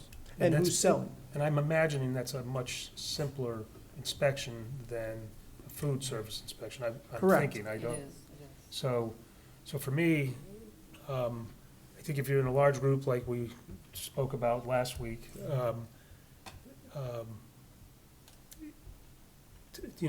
a different fee for that, would be more appropriate. Or if it's a food cart, a second, third, and fourth location would be a different fee structure, because the carts, you know how it's set up, you know that it's got water, heat, temperatures are appropriate, the whole, whatever they would look for. Right, it's location, as long as it's the same food cart. Right, and then another location could be a lesser amount, just to make sure that That the site. whatever they look for, and that beyond the cart. And I They are do have parking that, out of the street and stuff like that. Right, right, and I do have that down. right, which is why I'd like to go through these different suggestions that you have, so we Okay. can get it completely Okay. sifted through our minds and get on the, All right, The other thing we could do too, and I'm sure it might be covered by something here, but for that organizer of craft fairs, the organizer must pay $10 per vendor. So that organizer who's making the money also has to take responsibility. And the reality is she'll charge the $10 onto the vendor, but then a vendor can make that decision. but we wouldn't know who the vendor is. They have to give you a list. Yeah, but they should. Well, that has to be part of the, Conditions. you know. So, But just a thought, again, a decision doesn't have to be made tonight, but Because if you're a crafter and you're going to a show like that or an affair like that, and yet it's really, the inspection is taking place based on how that person is setting up all of those stalls. Because they lay out the floor plan, is my understanding. So if they come in, it's like you need a centralized person when you've got that many crafters in one spot, I think. And why should it be individually, every single one? all right, but let's have Paul go through the so next couple of. another amendment that potential is amendment to section 180-3B license requirements by adding the following language: any business qualifying for an exemption under this section will not be charged a license fee, but they will still need to complete the application in accordance with 180-6. Because we have a lot of people, well, I'm exempt, I don't have to give you it. No, you have to give it to us. We have to know and make sure. You still have to give us the information. You're just not paying the fee. So that's been a big bone of contention with some of our staff and some of the people looking for the licenses. The third amendment, which I'm proposing, is basically amending 180-7D, expiration of license fees, non-transferability, is basically item D. I'm just striking the last part of the last sentence, or for any change in location of the vending business. So basically, everything in that sentence would say the same. Licenses are not transferable and shall be issued only on specific cart, stand, or vehicle to be located at a specific location. Any additional license shall be required for each additional cart, stand, or vehicle. That's currently in our language, and then it went on to say, or for any change in location of the vending business. We took that out. I'm adding I apologize because I got this late from the attorney today, the language. What I'm saying is we need to add E, which should read, discounted multiple site licenses are available for annual license holders, available only at the time of the initial application. Each additional site will require a separate application to be filled out with the town following the required documentation in 80-5, 80-6, and 80-10. After the initial fee, it's a $250 annual license fee is received. The first additional site will be $150, and then each additional location will be $100 for a specific cart stand vehicle to be located at an additional specific location. Now, the dollar amounts can change. We can talk about that. What this is saying is that we're giving multiple site discounts. So Anheuser-Busch is doing 5 events this year. I'm going to be at all 5 of those. I'm going to sell at Able Ebenezer's for 3 events. The outlet mall now is going to be doing events. I want to go up there. I got the same cart, specific, it's been inspected, you know what I look like, you know what I sell. Give me the additional, instead of telling me I got to pay $250 for this, I'm doing 5 events there, it kind of breaks it down. Now, I'm trying, the numbers I threw out there were 100, 150 and 100. Those are just numbers for discussion. Yeah. I looked at surrounding communities. So Bedford, $20 a day, $50 a week, $200 a month, $600 a year. Application requires town manager and chief of police approval. Nonprofit selling for fundraising at the discretion of the town manager. Exceptions. Candidate for public office obtaining signatures. Those are the only 2 exceptions in Bedford's policy. Laconia. We all know what Laconia does. $10 for nonprofits, $50 one-time event, $50 per month, $600 for motorcycle week with an additional $75 if you're selling food. Exceptions? None. Anyone who's selling or displaying anything needs a license. Doesn't matter. Craft fair sellers must have an individual permit of $50 each. So that's there. That's Laconia. Hudson. I talked to a gentleman today. He said he doesn't sell in Hudson. I said, how's Merrimack license? He goes, it's a dream compared to Hudson. Hudson, $5 a day, $25 a week, $100 for the year. It expires, though, on 12/31. So you don't get a full calendar year 365. Merrimack, you get a full 365 from the date of your license. Exceptions? None. Applications go before the Board of Selectmen and reviewed by the zoning administrator for conformance with site plans. So they got a 2-tier approval process. Nashua, $10 a day, $25 a week, $100 a year, expires on 12/31. Exceptions? None. Everybody has to pay. Londonderry, So they don't define what? everybody. No, but they define locations or any of that kind of stuff? No, I can look at that, but Yeah, I don't know what that means, everybody. everybody, Anybody that sells something? No exceptions. no exceptions. Everybody has to pay. If I want to go down there and sell hot dogs on the corner, I have to pay. Right. If I'm a church and I want to sell raffle tickets, I have to pay. Do you happen to have Manchester? Don't have Manchester. Manchester was, Very different. yes, well, Manchester's different in a lot of different ways. Londonderry, $35 non-refundable application fee, $50, additional $50 for the first 1 to 30 days. My brain was thinking of Manchester. Could you Sorry. start that one again and where it is? Londonderry, Okay, yep. $35 non-refundable application fee, Just to fill out the just to form. fill out the form. $50 for the first 30 days. Multiple sites are $75 plus $5 per site. Exceptions, charitable and religious solicitations, charitable events, yard sales, entertainment events. Maximum period of permit issued is 30 days. Interesting. So you don't have a yearly license. For goods, cause shown, the town council may waive license or permit requirements, fees, or any other provisions of the ordinance. But that puts it on here. So Puts it on the agenda. that, yeah, that puts it on the agenda. It's and- not just an assigned file. But, you know, I have them all here. We did do some research on, and I just asked for the surrounding communities that have this. So we can talk about the dollar amounts.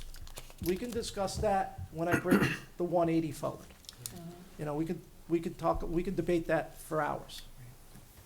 I can bring you information about, what it actually cost for Yes. for a health inspector per hour, and what it costs for the fire inspector per hour to inspect these. I can get more information about when they're inspecting it, how, you know, is it 10, is it 15, is it an hour? Some of them might be an hour, depending on the complexity. Now, you talk about crafters, and if the organizer, we say, okay, you gotta pay $10 for each crafter, it really doesn't matter, because they still have to go check every booth out. I understand. Because some booths may use interblocks, Right. some booths may have electricity, some booths may stack stuff up that's crickety, or in the wind, could be blown over, things of that sort. So you'd still have to go and inspect all these sites. Right. So that's where I stand with all the changes. I'm just wondering how you guys feel about the multiple site location, how you feel about do we want to add the definition? Do we want to delete it? Those are the major discussions that bringing forward a policy that I could do on the first read, and then we can discuss the dollar amounts and then come back at a public hearing with the changes in the dollar amount. Right, Andy, and I'll On, tell you, I'll answer that question.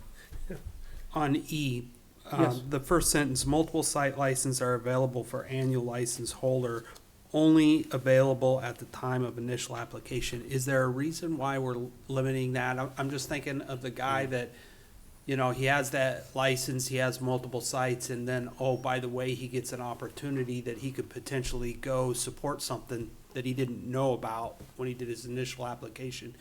Is there a reason why we're limiting that? A little bit, because we don't want somebody to come in, because in our permit, it says valid for 6 months, background check.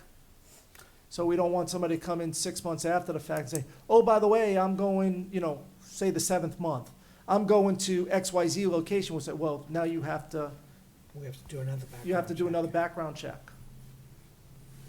So that's why we say, now, I understand the point. Once again, it's a jumping off point. We had to put something in there.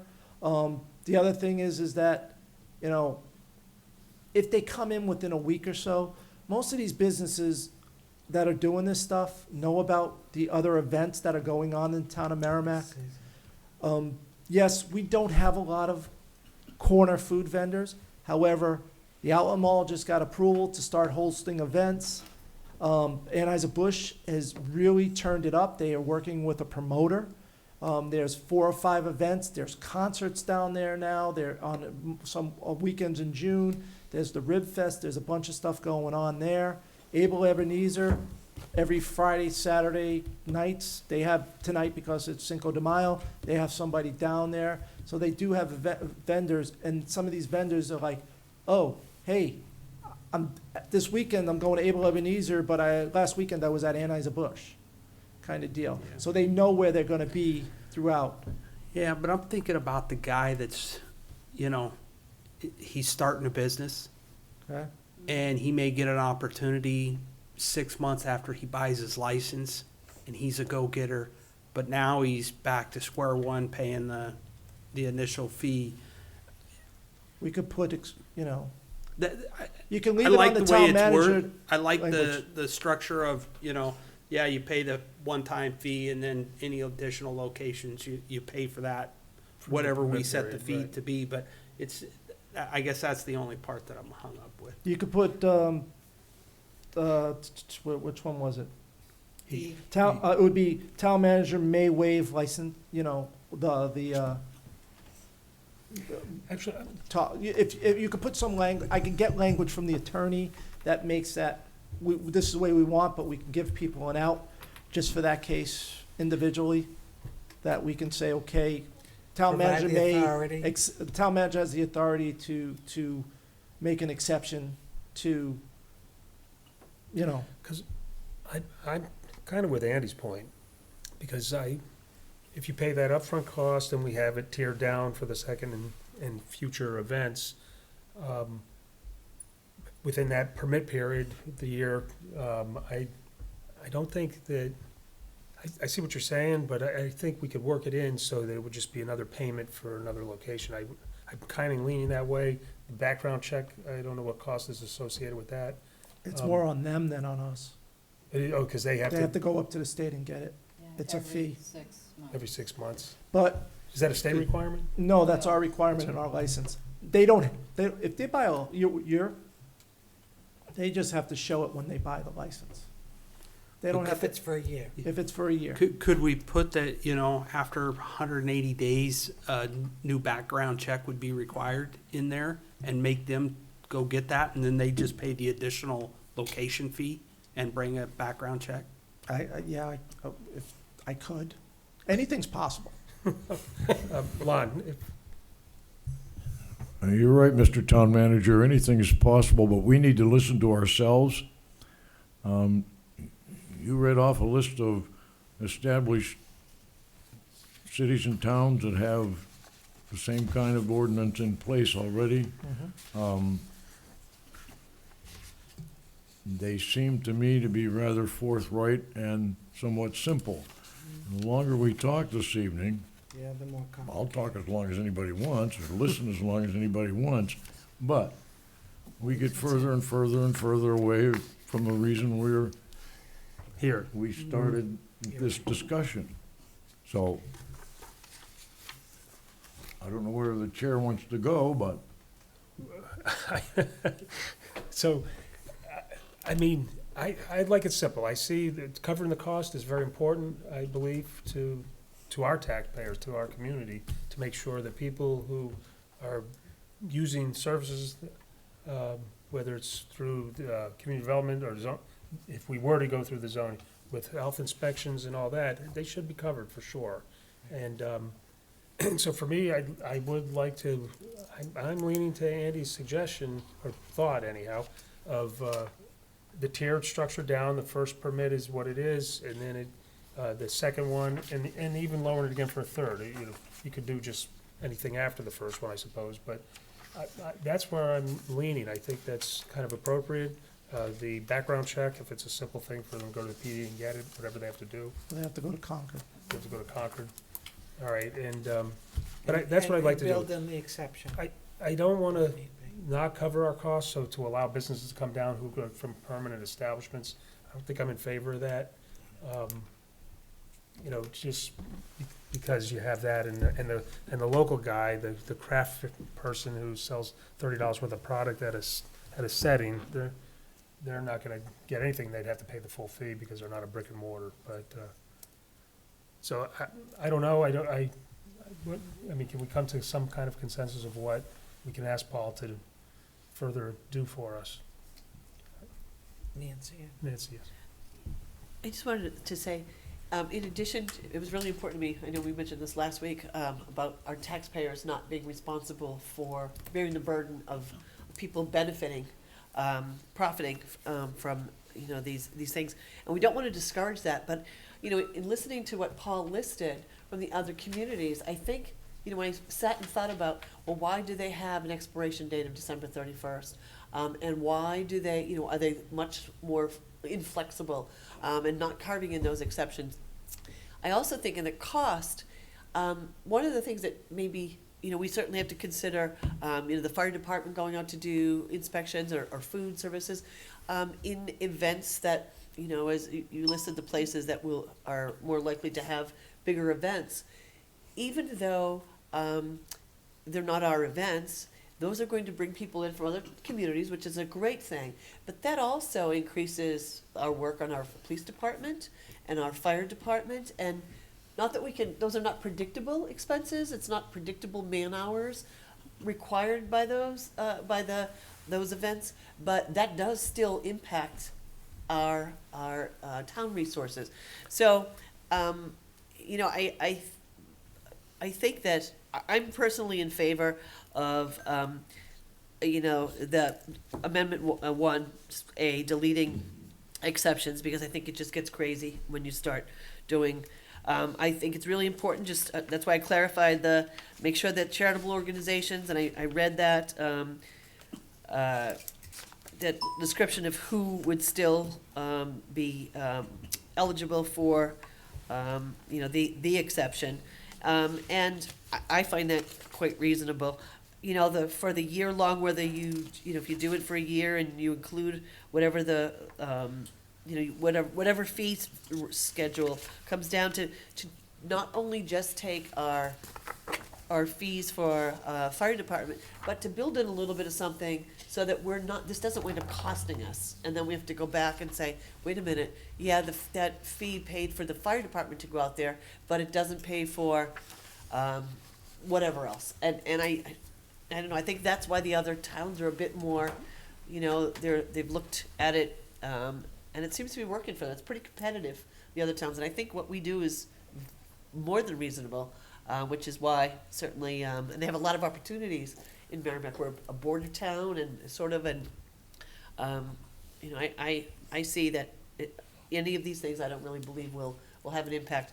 And the small community people, they're usually at our church craft fairs or our school craft fairs, and the bigger artisans and stuff, usually those products are fairly expensive. These aren't little jars of jam or a little handcrafted towel. I mean, these are $150 necklace or a $300 sweater. Those are those are profit making thing, which is great that people have that talent, but I don't think it's unreasonable to ask them to bear a little bit of the burden that the town would take.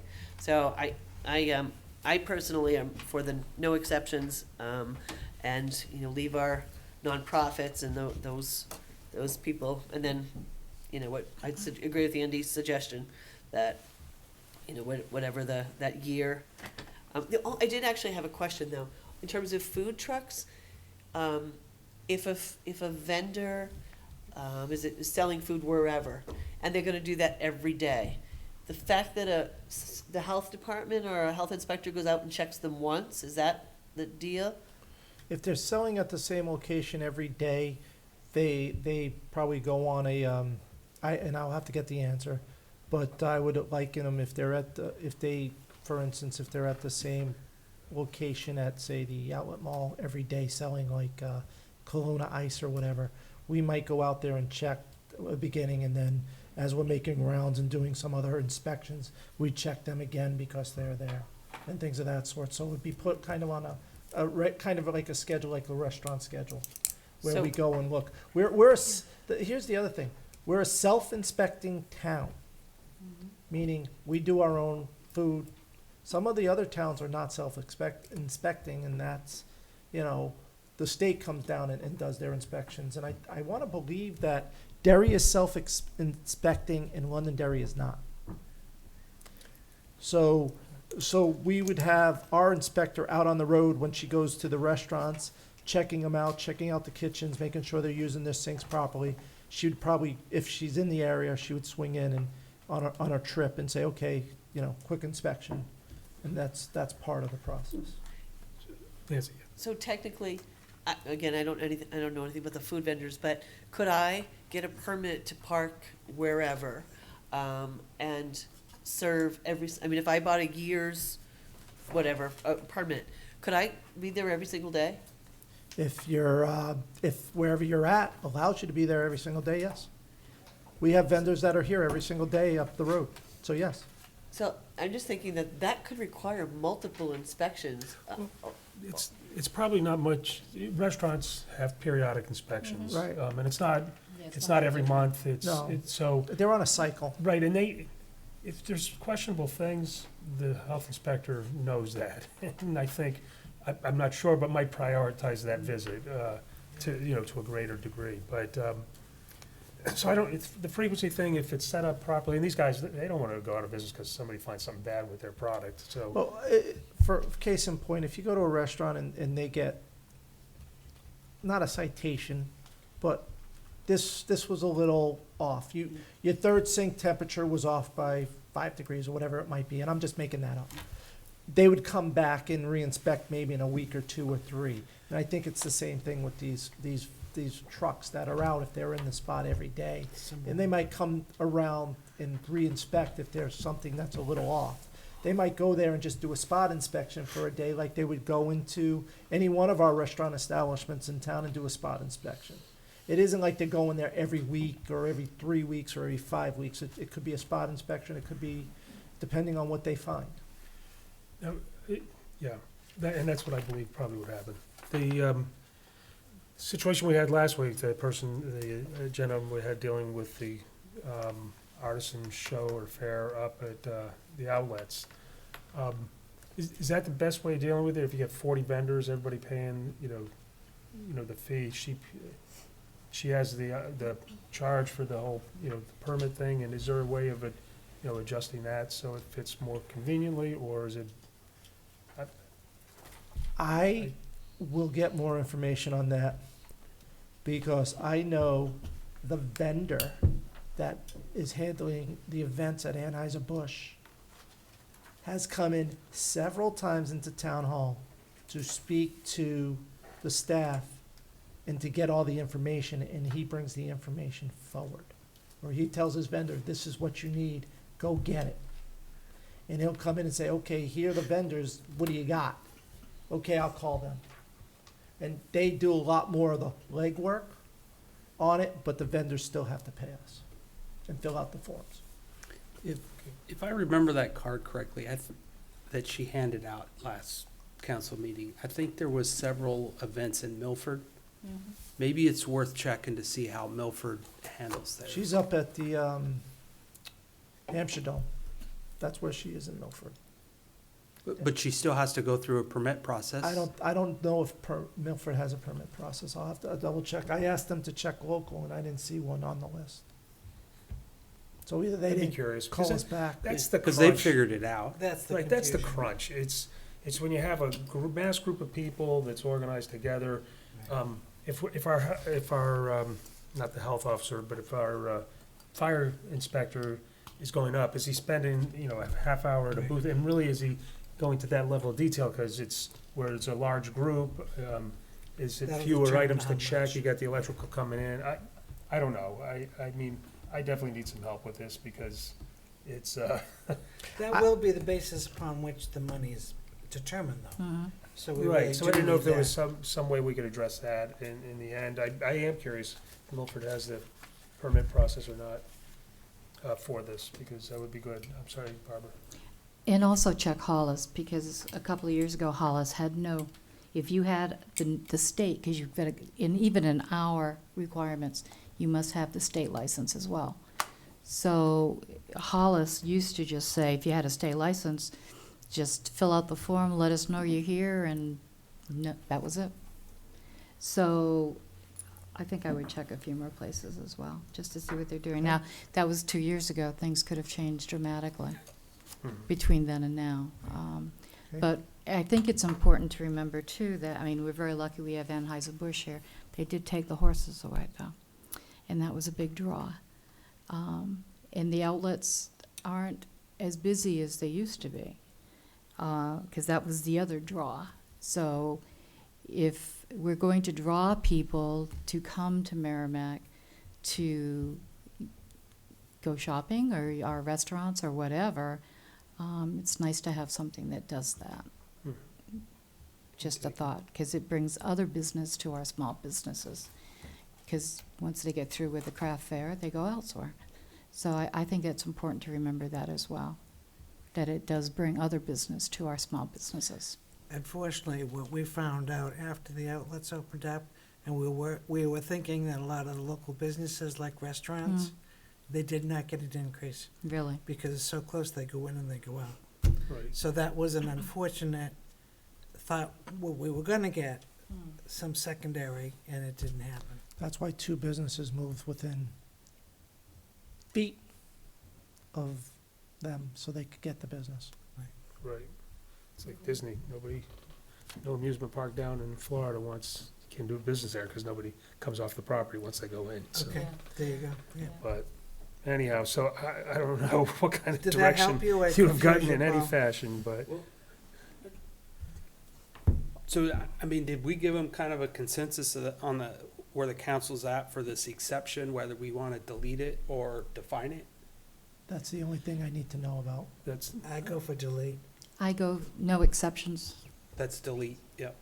no exceptions. I'm with that. Everybody got to do it, and then. including the nonprofits and the charities, yep. Oh. Yep. No exceptions. Well, all I'm saying is that's not what this sheet being presented to the council says. This is for home, or for permanent brick and mortar businesses Business. is what we're discussing deleting. I still don't know what that means. What That's all that we means- discussed tonight. What that is, it's, I'm trying to think of a business. Sal's Pizza. Or Uncle Joey's Pizza. Pick a pizza place in town. That's a brick and mortar place. That is a permanent business. That's brick and mortar. If they go to sell at any one of these events, they would still need pay the permit fee. That's what this deletion is saying. Right. In And- simple and terms. I don't And that's what think I have a brick and problem with mortar that, because it's means. I don't covering our either. cost. So I don't have a problem with that.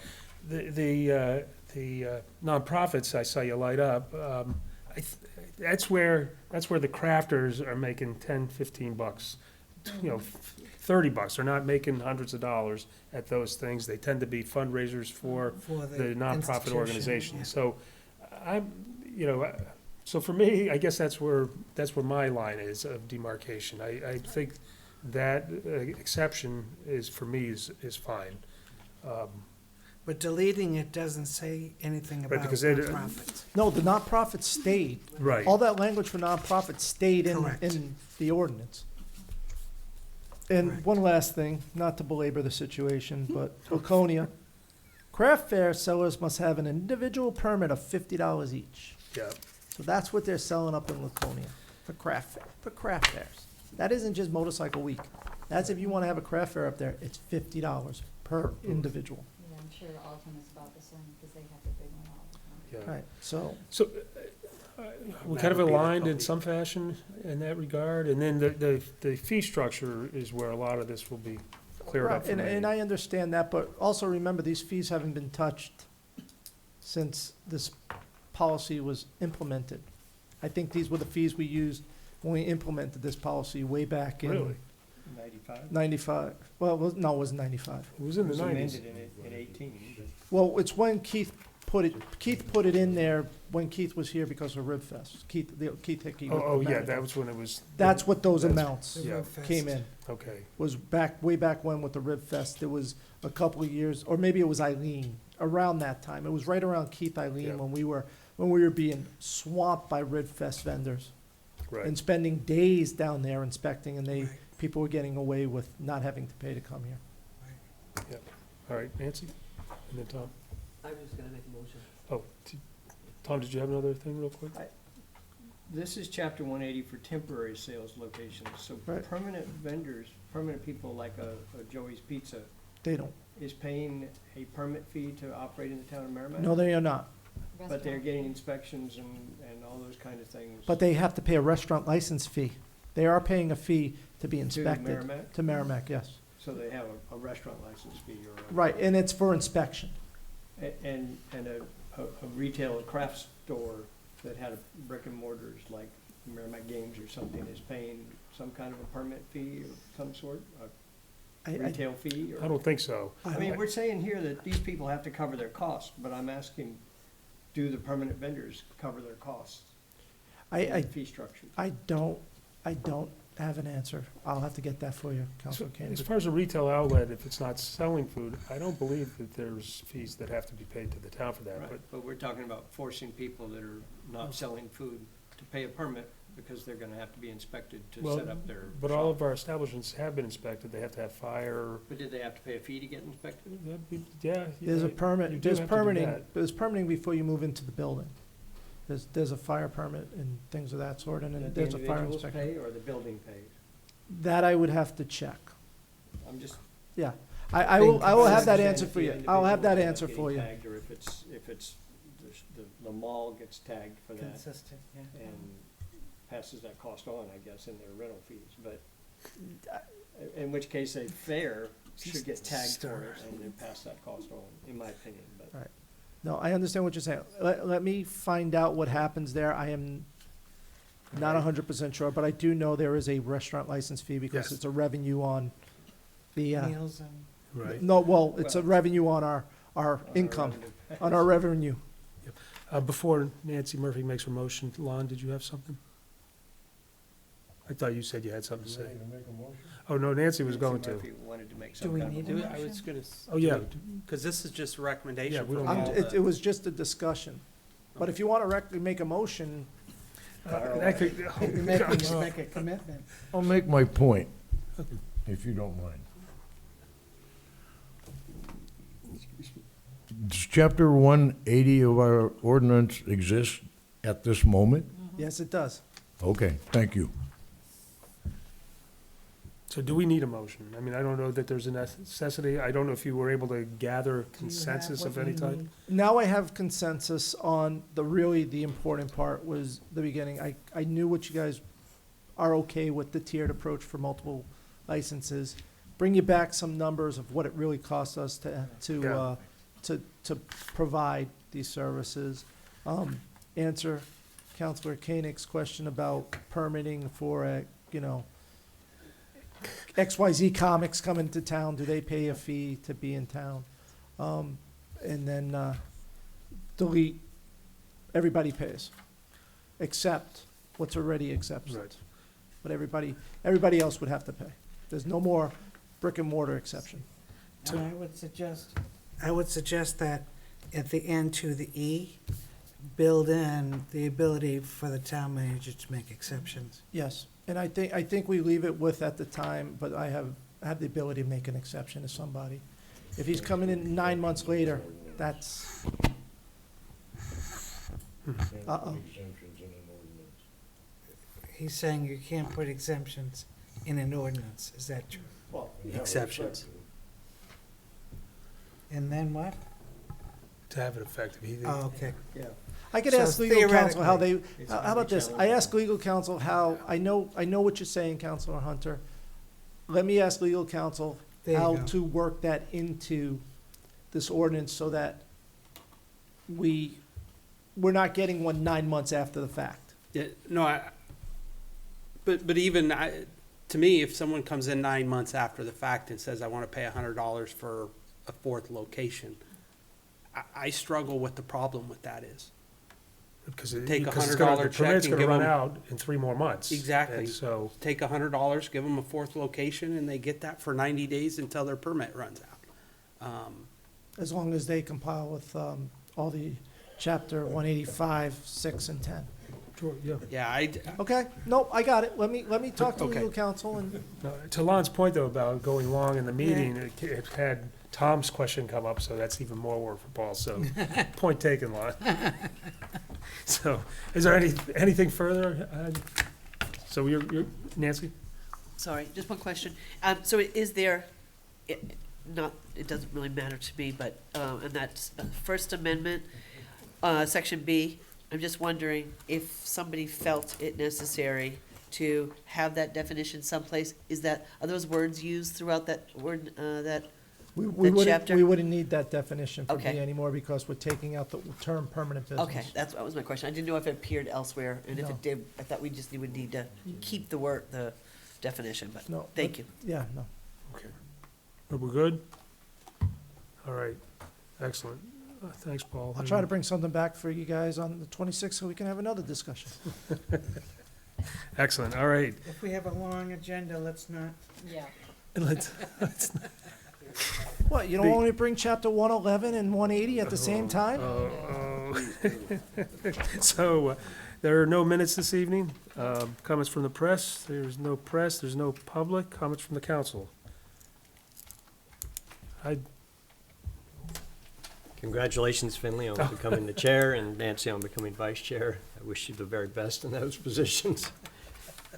and the best of Look at luck. how gleeful I he is. think it's great that we do change every once in a while. I know I had a great time being chair, and I thought it was a real honor to be able to be that position for this town council. So I thank you for that past opportunity and wish you guys the best, and want you to know that we're here to support you in everything, however that might end up being. So congrats. Thanks, Tom.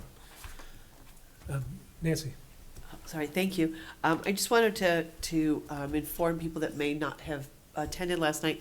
DES held a meeting, it was a Zoom meeting, the St. Cobain DES Alternative Water Agreement Informational Meeting, and it was about 3.5 hours long.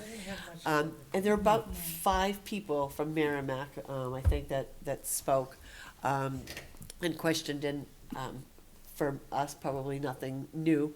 But I was just going to encourage people that are having water delivery problems to please contact St. Cobain, DES, because that's continuing to be a problem. Water delivery people are waiting for weeks, and they were told before 2 or 3 days, from the time they called.